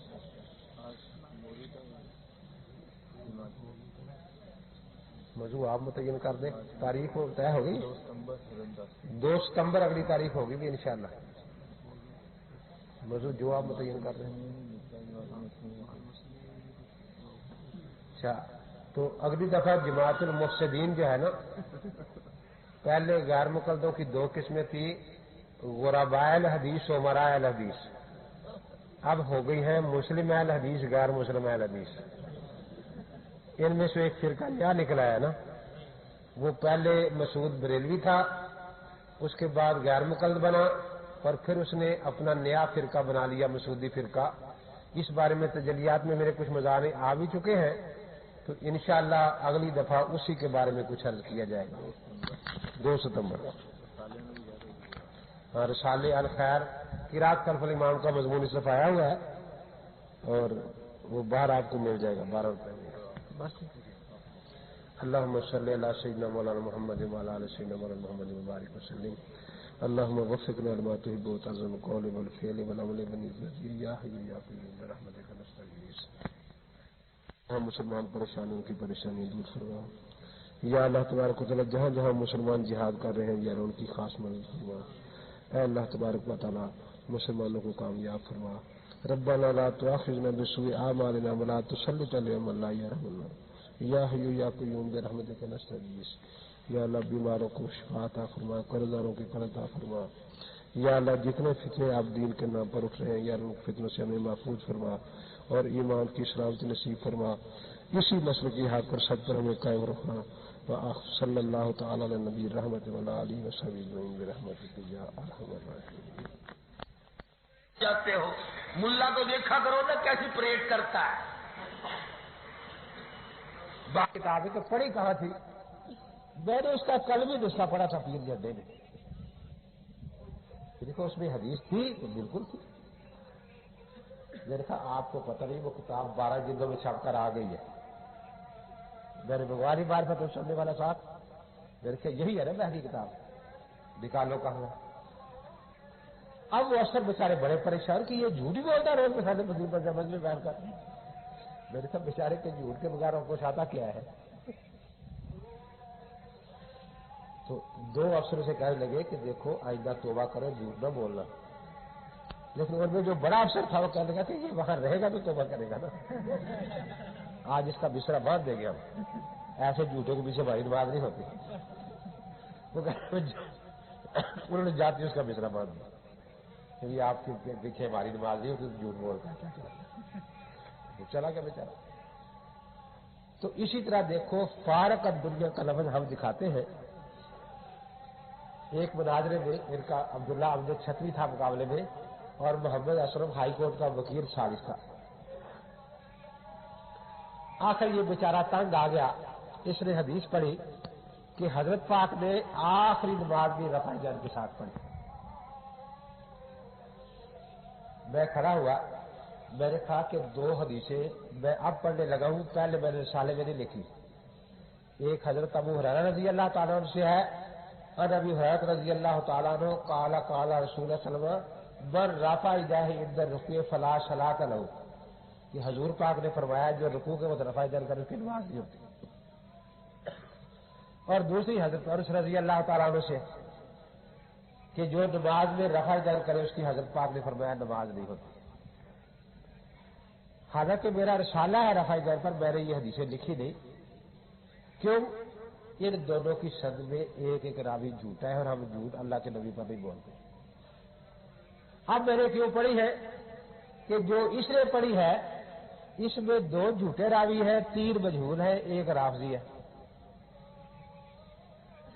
اب یہ کوئی قاعدہ مجھے بتائے کہ یہ حدیث جس میں 1 راوی جھوٹا ہے یہ تو جھوٹی رہے، اور یہ جس میں 2 کذاب ہے، 3 مجہول ہے، 1 رافضی خبیث ہے، یہ صحیح ہو جائے. وہ پیمانہ ہمیں چاہیے.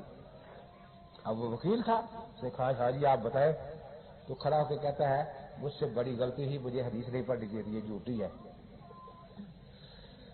اور ساتھ کہتا ہے کہ یہ جو امیر ہے نا یہ ضدی بہت ہے. یہ کہتا ہے کہ آخر وقت تک رفع یدین ثابت کرو. آخر وقت تک تو یہ نبی پاک کا نماز پڑھنا بھی ثابت نہیں کر سکتا. اب میں نے کہا کہ مناظرہ ختم ہو گیا، کیونکہ رفع یدین کا تعلق نماز کے ساتھ، جو نماز ہی نہیں رہی تو رفع یدین کہاں ہوئی. لیکن میں نے صحیح بخاری شریف اٹھائی اور یہی 110 صفحے والی حدیث حتیٰ فارق الدنیا والی دکھائی کہ حضرت آخر تک نماز پڑھتے رہے، لیکن اس میں رفع یدین نہیں تھی. بس وہ ثالث نے پوچھا کہ اب آپ کچھ اور جواب دیں گے؟ تو کہنے لگا جی مجھے یہاں سے نکل لینے دے پھر کوئی فیصلہ لکھنا. اب وہ 2-3 گھنٹہ مناظرہ ہوا. اس کی آخر یہ تھی تو میری بخاری شریف پر سبز کپڑے کی چوری چڑھی ہوئی ہے. اب وہ دیہاتی علاقہ تھا، جو آئے بخاری اٹھا کے چوبے آئے. 34 والی کتاب نے سارا کام کر لے جاتے. ہاں جی 34 والی کتاب ہے نا، یہ فیصلہ کیا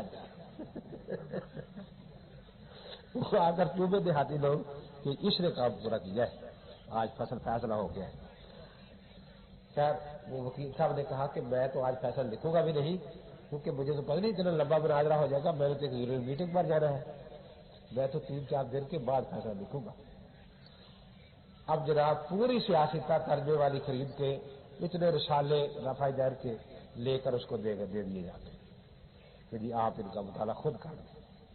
امین تو ضدی ہے، مانتا تو کچھ ہے نہیں. کہا کہ ٹھیک ہے آپ مجھے کتابیں دیتے بے شک رکھ دیں، یہ آپ کی مرضی، لیکن مجھے سنائے نا اس میں سے کوئی حدیث میں خود پڑھتا رہوں گا. فیصلے کا تعلق یہ ہے وہ اگر ہے تو ابھی آپ کتابیں اندر رکھے، میں بھی گاڑی نکالتا ہوں، امین صاحب کے پاس چلے جاتے ہیں، ان کے سامنے دکھائے مجھے، کیونکہ ہم تو اصول کے پابند ہیں نا. کہنے لگے نہیں اس کے پاس ہم نہیں جاتے. پھر سے کتابیں بھی نہ دے، کہتے دے تو جاؤ، چلو سیاست میرے پاس آ جائے گی. کہتے نہیں آپ نے کیوں پڑھ لی، آپ تو امیر کو مانتے ہیں. پھر اس نے فیصلہ لے کے دیا ہمیں کہ اس مناظرہ تھا رفع یدین پر، جس میں وہ رفع دین ثابت نہیں کر سکے آخر عمر پر. یہ ثابت ہوا کہ حضرت آخری عمر میں رفع دین نہیں کیا کرتے تھے، اللہ اکبر کہہ کر رکوع میں چلے جاتے.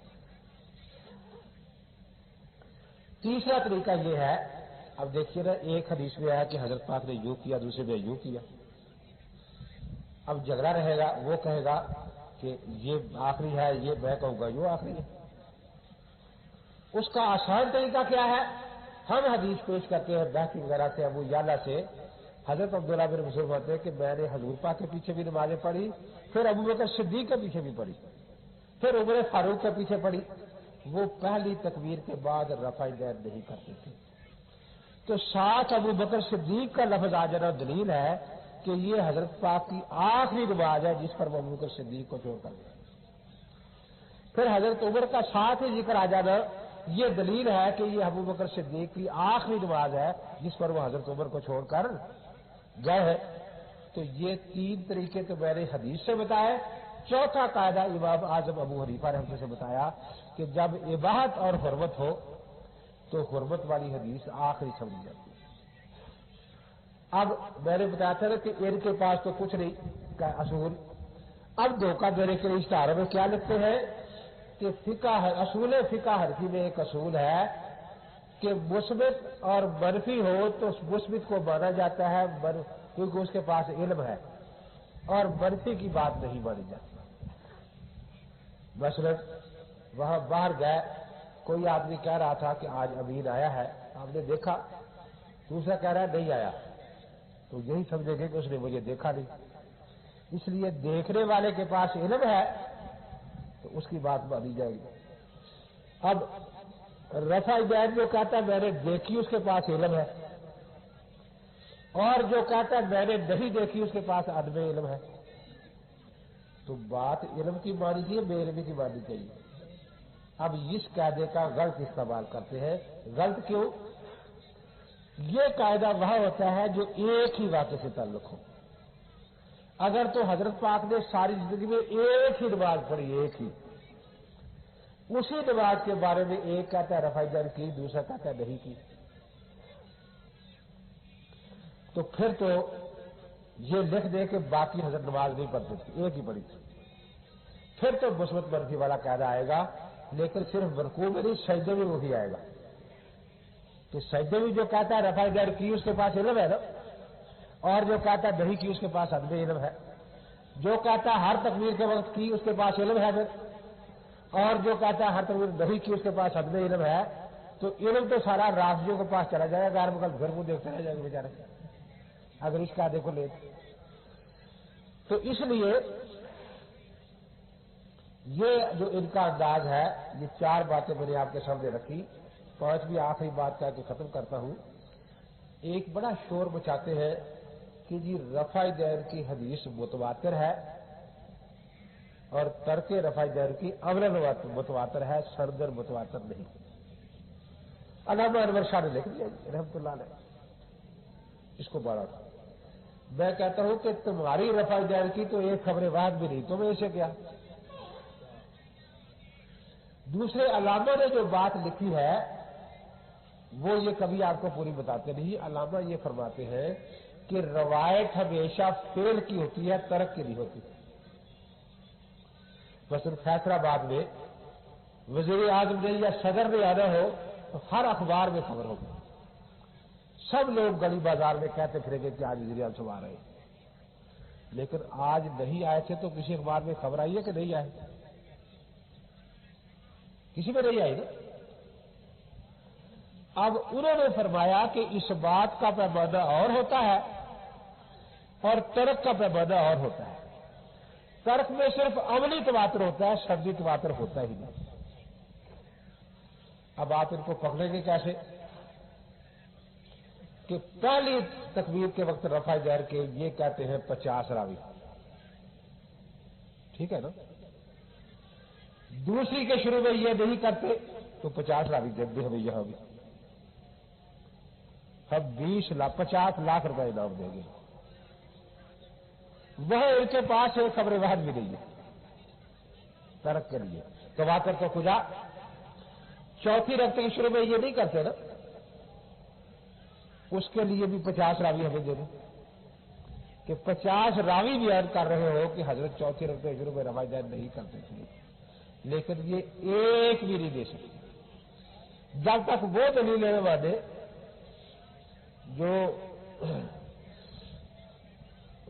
جو ہم پیش کرتے ہیں کہ پہلی کے بعد کہیں رفع دین نہیں، اس کے بغیر ان کے پلے کوئی چیز نہیں ہوگی۔ اسی طرح رکوع میں یہ کرتے ہیں نا، اور رکوع ایک رکعت میں ایک ہوتا ہے، سجدے کتنے ہوتے ہیں؟ 2 ہوتے ہیں نا۔ ان کو سوال لے کر بھیجو کہ آپ کا دعویٰ ہے کہ رکوع کے وقت 400 حدیثیں کرنے کی ہے، سجدے 2 ہے، 800 حدیثیں نہ کرنے کی دکھاؤ ہمیں سجدے کی، کیونکہ ڈبل ہے نا، تاکہ ان کا یہ دھوکہ کھلے۔ علامہ انور شاہ رحمۃ اللہ نے ان کی کمر توڑ کے رکھ دی ہے نا کہ ترک میں تواتر سندی تلاش کرنا یہ پرلے درجے کی جہالت ہوتی ہے۔ ہاں انہوں نے یہ فرمایا کہ رفع دین بھی امر متواتر ہے، ترک رفع دین بھی، کہاں؟ جہاں شافعی ہے وہاں رفع دین، ان کا مذہب متواتر ہے وہاں رفع دین متواتر ہے، جہاں حنفی ہے وہاں ترک رفع دین امر متواتر ہے۔ تو اس لیے ہم اس کو کہتے ہیں کہ جیسے 7 قراتوں میں سے 2 قرات یہاں متواتر ہے، اسی پر فرق پڑے، دوسرے ملک میں دوسری متواتر ہے تو ہم ان سے لڑیں گے نہیں، لیکن یہاں تو وہی پڑی جائے گی۔ تو یہ جو انہوں نے شور کیا ہے، ان کی حدیث تو خبر واحد ایک بھی نہیں ہے، لیکن آپ پھر ان سے مطالبہ کریں کہ پہلی تکبیر کے شروع میں 50 صحابہ آپ پیش کرتے ہیں، یا وہ اتفاقیہ چھوڑ دیں، تیسری بار 2 حدیثیں پیش کرتے ہیں رفع دین کی، اور دوسری چوتھی ڈبل ہوگی نا، وہ 1 ہے یہ 2 ہے، تو یہاں چلو 4 8 تو پیش کریں ترک رفع دین کی، خبر واحد بھی پیش نہیں کر سکتے جب تک وہ حدیثیں نہ مانے جو ہم پیش کرتے ہیں کہ پہلی کے بعد کسی اور جگہ نہیں کرنی، کیونکہ ہماری حدیث تو مکمل ہے نا، اور سب کا جواب ہے وہ۔ کسی بھی طرح رکوع میں وہ کہتے ہیں ہمارے پاس 400 ہے، حالانکہ ایک بھی نہیں مکمل ان کے دعوے پر، تو سجدے 2 ہوتے ہیں، اس کی 800 میں دے دیں، ہم 8 لاکھ روپے ان کو انعام دے دیں۔ تو علامہ انور شاہ نے جو بات سمجھائی تھی کہ بعض اوقات نادر عجیب بات کی روایت زیادہ ہوتی ہے۔ ایک اور مثال سمجھے، حضرت پاک کے زمانے میں 63 سال کی عمر میں کتنی راتوں میں چاند ٹکڑے ہوا تھا؟ 1 دفعہ، اور 35 صحابہ نے روایت کیا، تو باقی 63 سال میں جو نہیں ہوا تو کتنے صحابہ نے اس کو روایت کیا؟ اس کے روایت کی ضرورت نہیں تھی، تو روز کی عادت۔ اس سے بھی عام طور میں مثال دیا کرتا ہوں کہ آپ مدرسے میں 2 لڑکوں کو کہیں، چھوٹے بچوں کو، کہ سر پر ہاتھ باندھ کے نماز پڑھے، سبحانک اللہم و بحمدک، پورے علاقے میں بات پھیل جائے گی کہ مدینۃ العلم میں سر پر ہاتھ باندھ کے نماز پڑھتے ہیں، لیکن جہاں آپ روز باندھتے اس کی کوئی روایت نہیں کرتا۔ اگر کوئی کرے گا تو کہے گا یہ بات بتا رہی کہ سارے جانتے ہیں، اس کو بیوقوف سمجھا جائے گا نا۔ تو اس لیے نادر بات کی روایت چلتی ہے، جو اصل بات ہوتی ہے اس کی تو روایت کی ضرورت ہے، جو عادت ہوتی ہے۔ اب کھڑے ہو کر پیشاب کرنے کی حدیث بخاری مسلم میں آ گئی، کیوں؟ یہ عادت نہیں تھی نا امت میں، اگر یہ نہ آتی تو امت ویسے ہی بھول چکی ہوتی کہ حضرت نے کھڑے ہو کر کبھی پیشاب فرمایا تھا یا نہیں، لیکن بیٹھ کر پیشاب کرنا امت کی عادت ہے، اس کو قیامت تک امت بھول ہی نہیں سکتی کہ یہ میرے نبی پاک کی عادت ہے۔ تو اس لیے یہ جو قاعدے بناتے ہیں کہ جو ادھر زیادہ ہے شہیدوں کی رفع دین بلکہ 12 حدیثیں نہ کرنے کی ایک، وہاں بھی زیادہ کو دیکھے نا۔ تو علامہ انور شاہ رحمۃ اللہ علیہ نے تو ان کی کمر توڑ کے رکھ دی ہے کہ تروک جو ترک ہے کسی فعل کا، اس میں سبزی تواتر پہ تلاش کرنا سب سے بڑی جہالت۔ اور میں نے اس لیے الگ الگ سوال آپ کے سامنے رکھ دیے کہ پہلی رکعت کا 50 پوچھے، دوسری کے بھی 50 سے پوچھے، کیا میں تکلیف نہیں کر سکتا؟ رکوع 1 ہے، سجدے 2 ہے، اگر رکوع کی 400 کہتے ہیں وہاں 800 ہونی چاہیے نا، تو لائے کہاں؟ تو علامہ انور شاہ رحمۃ اللہ علیہ کی بات کا یہ بڑا غلط مطلب لوگوں کو سمجھاتے ہیں۔ اس لیے ان بیچاروں کا طریقہ وہی ہوتا ہے کہ شیطان بلا علیہ میں جاتا ہے تو آدھی بات اٹھتا ہے پوری نہیں، اور 7 10 جھوٹ ملا کے پھیلا دیتا ہے۔ یہ ہماری کتابوں سے حدیث کی ہو، فقہ کی ہو، علامہ انور شاہ کی بات ہو، وہ تھوڑی سی اچکتے ہیں، باقی جھوٹ ملا کر آگے پھیلا دیتے ہیں۔ دعا کرو اللہ تبارک و تعالی ہمیں حق اور سچ بسر پر قائم رکھے اور وسوسے ڈالنے والوں کے وسوسے سے ہمیں محفوظ فرمائے۔ وآخر دعوانا ان الحمد للہ رب العالمین۔ استغفر اللہ۔ جی آخر میں امت کا اجماع ہو گیا کہ متع حرام ہے۔ اب کوئی متع کے بارے میں آپ کو بخاری سے دکھاتا رہے، مسلم سے، احل لکم الطیبات، کہ اس سے مراد متع قرآن کی آیت بخاری میں آئی، تو کوئی سنی بھی، خواہ وہ حنفی ہو، شافعی ہو، مالکی ہو، حنبلی ہو، قطعاً یہ بات ماننے کے لیے تیار نہیں اگرچہ وہ قرآن کی آیت پڑھ کر آپ کو متع کے جواز کی دلیل دے۔ کسی کا کوئی قول پیش کرے شاذ، یا کوئی شاذ قرات قرآن کی پیش کرے متع کے جواز میں، تو کوئی سنی بھی اس کو ماننے کے لیے تیار نہیں۔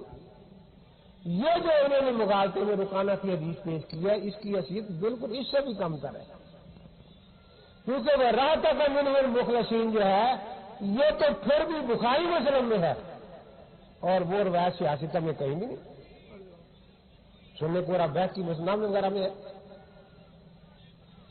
حضرت جابر سے روایت اور متع کے واقعات تو اس میں ہے، بلکہ نوز الابرار میں لکھا ہے انہوں نے کہ متع کا جواز قرآن کی قطعی آیت سے ثابت ہے اور نسخ کی حدیث ظنی ہے۔ اب جو فرقہ قرآن سے متع کا لائسنس دے رہا ہو کہ قرآن کی آیت لائسنس ہے متع کرنے کا، اور وہ احادیث نسخ والی وہ خبر واحد ہے،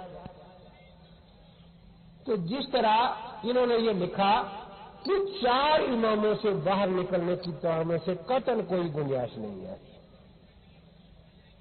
تو جس طرح متع کو جائز کہنے والا 4 اماموں سے باہر ہے، اسی طرح 3 طلاقوں کو ایک قرار دینے والا 4 مذاہب سے باہر ہے، اور یہی 4 مذہب متواتر ہیں، اور کی مذہب متواتر دنیا میں ہے ہی نہیں۔ جیسے 7 متواتر قراتوں کو چھوڑ کر کوئی نئی طرز پر قرآن پڑھے تو مسلمان اس کو کبھی بھی برداشت نہیں کر سکتے۔ یہ تو وہ تھا جو قرآن اور سنت اور اجماع میں ہے۔ تاریخ میں ایسے عجیب واقعات آ گئے تاکہ یہ مسئلہ اتنا واضح ہو جائے کہ تاریخ کے ذریعے بھی عوام میں پھیل جائے۔ سیدنا امام اعظم ابو حنیفہ رحمۃ اللہ علیہ کے زمانہ میں کسی کے مکان میں چوری ہوئی، چور سامان اٹھا رہے تھے، اتفاق سے گھر والے کی آنکھ کھل گئی، اس نے کسی کو پہچان لیا کہ تو فلاں ہے، تھے محلے کے سارے چور۔ اب چوروں کو اپنی پڑ گئی کہ باہر عدالت میں فقہ حنفی نافذ ہے، کل ہاتھ سارے کٹ جائیں گے سب کا۔ اب کیا کرے؟ سب نے کہا کہ اب ہاتھ بچانے کی ایک ہی صورت ہے کہ اس کو قتل کر دو، نہ یہ نام لے چور کا نہ ہاتھ کٹے۔ وہ سب اور رفض کو پکڑ لیا کہ جو قتل کرتے ہیں۔ وہ بیچارہ کہنے لگا میں نہیں بتاتا نام، کہ نہیں تو بتائے گا کہ نہیں بتاتا۔ ایک چور نے کہا کہ قسم لے لو، تو انہوں نے کہا کہ تو قسم کھا لا کہ میں نام نہیں بتاؤں گا، پھر تجھے چھوڑ دیں گے۔ تو ایک چور بولا پیچھے سے کہ نہ ایسا نہ کرنا، جب قسم کھا لے گا پھر اس میں اتنا سامان لینا ہے، یہ 10 مسکینوں کو کھانا کھلا دے گا، قسم کا کفارہ ادا کر دے گا، اس لیے اس طرح ہمارے ہاتھ نہیں بچ سکتے۔ انہوں نے پھر پکڑ لیا۔ پھر جب وہ بیچارہ چیخا چلایا تو ایک چور کو ترس آیا، اس نے کہا کہ اچھا میں اس سے وہ قسم لیتا ہوں جو یہ نہ کھائے۔ کیا؟ تجھے ہم زندہ تب چھوڑتے ہیں، تو قسم کھا کہ اگر میں چور کا نام لوں تو میری بیوی کو 3 طلاق۔ اس وقت چوروں کو بھی پتا تھا کہ ابھی تک دین کے چور پیدا نہیں ہوئے جو 3 کو نہیں کہتے ہیں، ورنہ اگر کسی علاقے میں کوئی ایسا ہوتا ایک کا فتویٰ دینے والا تو چور کبھی یہ قسم کہتے یہ وہاں چلا جائے گا، بلکہ یہ زمانہ ہوتا تو چور کہتے اس کو جانے کی ضرورت خود آ جائیں گے اس کے پاس، کہ آدھے حرامے کے لیے ہم تیار ہیں۔ معلوم ہوا کہ اس زمانے میں دین کے چور پیدا نہیں ہوئے۔ اب اس نے قسم کھا لی بیچارے نے، وہ چور سامان لے کے چلے گئے۔ صبح یہ پوچھتا پھرتا ہے مسئلہ، سارے یہی کہتے ہیں کہ بھی اگر بتائے گا تو بیوی جاتی ہے، گھر لینا ہے تو بیوی چلی جائے گی، اور گھر کو صبر کرو، بیوی رکھنی ہے تو گھر کو صبر کر لو سامان۔ آخر کہنے کہ مصیبت تو یہ ہے نا کہ ہیں محلے کے، اب وہ اشارے بھی کر رہے ہیں، نقصان مایا و شماعت مسایا، مذاق بھی آ رہے ہیں کہ لو نا ذرا نام گلی میں چلنے میں تم یہ کرو کیا میں؟ تو انہوں نے کہا پھر امام ابو حنیفہ رحمۃ کے پاس جاؤ۔ امام صاحب رحمۃ کے پاس گیا کہ حضرت یہ مسئلہ بنا ہے، کوئی صورت ہے کہ بیوی بھی رہ جائے، سامان بھی مل جائے، آپ بھی کر جائے چلو گے؟ فرمایا سب کچھ ہو جائے گا، بیوی بھی نہیں، طلاق نہیں ہوگی، سامان بھی مل جائے گا، ہاتھ بھی کٹ جائے گا۔ کوئی نہیں کہتا، فرمایا نہیں ہو جائے گا انشاءاللہ۔ کیسے؟ فرمایا بس تیرا کام ختم ہوگا، آگے میرا کام ہے۔ امام صاحب نے تھاندار کو بلایا اور خود ساری بات سمجھا دی کہ چور محلے کے ہیں اور یہ قسم اس سے لی ہے، تم محلے کے سب لوگوں کو اکٹھا کر لو ایک ہاتھے میں اور ایک ایک کر کے نکالتے جانا، یہ پاس بیٹھا ہوگا اس سے پوچھتے جانا یہ تیرا چور ہے۔ اسے سمجھا دیا کہ جو چور نہ ہو تو کڑے کے کہنا نہیں جی، اور جب چور آ جائے یہ 100 مرتبہ پوچھے چور ہے تو انہیں بولنے نہیں، تو بولے گا تو پھر طلاق پڑے گی نا بیوی پر۔ اس کو سمجھا دیا کہ جہاں یہ چپ رہے نا اس کو پکڑے نا، وہ چور ہے۔ اب یہی ہوا، چور پکڑے گئے، ہاتھ کٹے، اس لیے اس دن سے آج تک چور دشمن ہے امام ابو حنیفہ رحمۃ اللہ علیہ۔ تو کہتے ہیں کہ یہ ہاتھ نہیں رہنے دیتے ہمارے، یہ کٹوا کے چھوڑتے ہیں۔ امام احمد رحمۃ اللہ تعالی علیہ امام صاحب کی استاد حدیث ہے، تو یہ بات مشہور ہو گئی کہ امام ابو حنیفہ رحمۃ اللہ کوئی ہیلے بتاتے ہیں۔ پوچھا سنا تو ہیلے بتاتا ہے؟ پھر جائز بتاتا ہے، جائز نہیں بتاتا کہ نہیں۔ وہ چند دن ہوئے امام احمد کو ضرورت پڑ گئی۔ امام احمد کا نام سلیمان بن مہران ہے، احمد کہتے ہیں عربی زبان میں چندے کو، چندے کو۔ یہ لاؤڈ اسپیکر غیر مقلد ہو جاتا ہے جلدی، جب کوئی پاس غیر مقلد بیٹھا ہے یہ بند ہو جاتا ہے، کبھی کبھی ہو جاتا ہے۔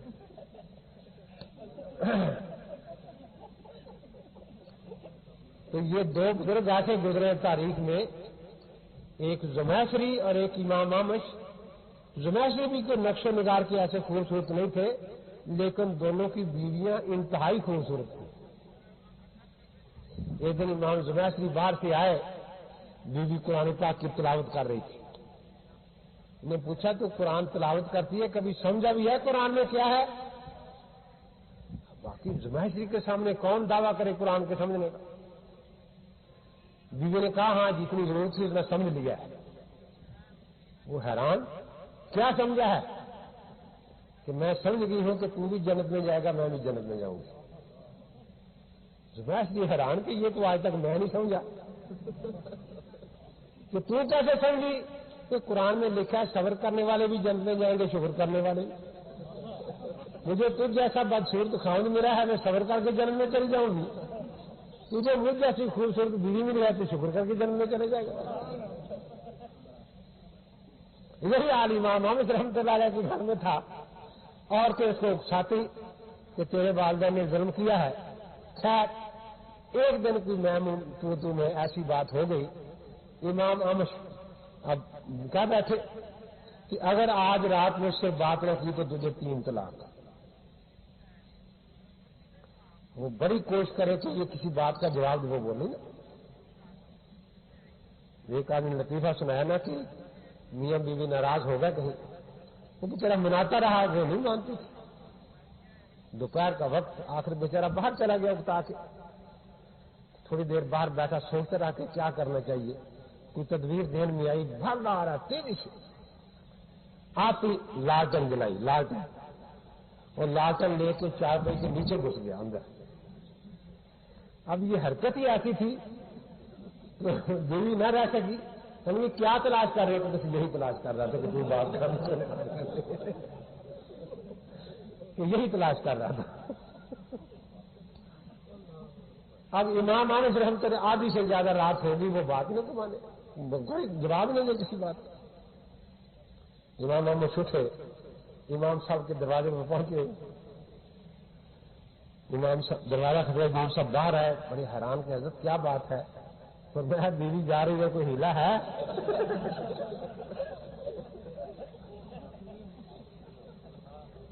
حضرت کیا بات ہوئی؟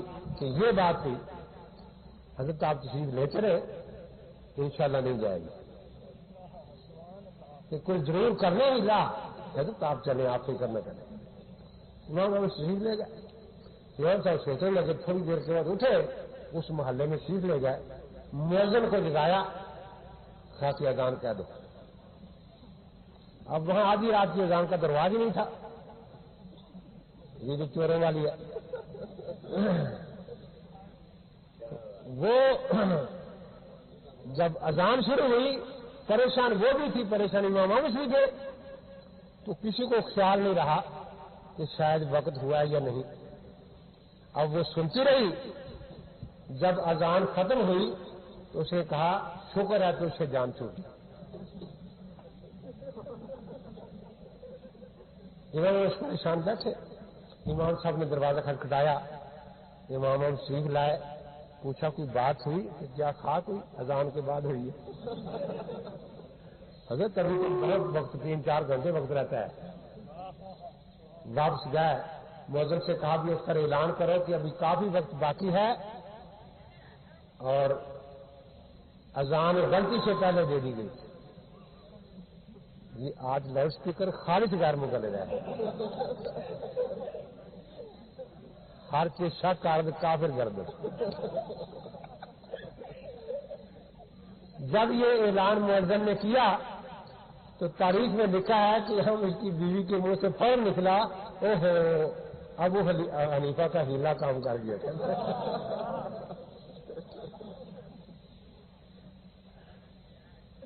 اسی طرح ایک دن امام صاحب کے پاس ایک شخص آیا کہ حضرت کچھ گھر میں تو پکار تھی تھوڑی بہت، تو کھانا میرے آگے رکھا، بیوی نے پانی لینے گئی، کوئی بڑبڑاتی جا رہی تھی، مجھے بھی غصہ آ گیا، تو میں نے کہا اگر میں تجھ تیرے ہاتھ سے پانی لے کر پیے تو تجھے 3 طلاق، اگر تو خود پیے 3 طلاق، نیچے گرائے پھر بھی 3 طلاق، کسی کو گرائے پھر بھی 3 طلاق، واپس گھر میں ڈالے پھر بھی پوری گردان پڑ دی۔ اب وہ پانی لے کر پیالہ وہی کھڑی ہے، بدلا پوچھتا ہوتا۔ امام صاحب نے فرمایا کہ کوئی بڑا کپڑا لے کر خیز قسم کا، اس میں پانی جذب کر کے سکھا دو، وہ نہ کسی نے پیا نہ گرا نہ کچھ، طلاق بھی واقعہ نہیں ہوگی۔ اس طرح ایک واقعہ ہے کہ کوفہ میں ایک سید خاندان تھا اور پورے خاندان میں ایک ہی نوجوان لڑکا تھا، باقی بچیاں تھیں، وہ بیچارہ فوت ہو گیا۔ سارے لوگ بڑے بڑے قاضی بھی، مفتی بھی، علماء بھی، عوام بھی جنازے کے ساتھ جا رہے ہیں۔ گرمی کا موسم، کچھ آگے گئے تو لڑکے کے والد نے پیچھے مڑ کر دیکھا کہ اس کی والدہ بھی برقع پہنے پیچھے پیچھے آ رہی ہے، روتی ہے۔ اس کو بڑی غیرت آئی، بڑا غصہ آیا۔ اس نے کہا اگر تو نے آگے قدم رکھا تو تجھے 3 طلاق۔ اس نے غصے میں کہا کہ اگر میں بیٹے کا جنازہ پڑے بغیر واپس گئی تو میرے سارے غلام آزاد، سارا گھر سب کا۔ اب یہ جب بات ہو گئی، جنازہ وہاں رکھ دیا، سارے کھڑے ہو گئے سوچنے کہ کیا ہو۔ اب اگر یہ آگے قدم اٹھاتی ہے تو طلاق پڑتی ہے، بچار 3 طلاقیں پڑتی ہیں، اور اگر یہ بغیر پڑے جاتی ہے اس کا سارا گھر ویسے مال جاتا ہے اس کا۔ قاضی نصر بن قدام بھی ہیں، ابن ابی لیلہ بھی ہیں، حسن بن عمارہ بھی ہیں، سارے قاضی صاحبان بھی، مفتی صاحبان بھی ہیں، امام صاحب بھی ہے اس میں؟ حسن بن عمار نے پوچھا کہ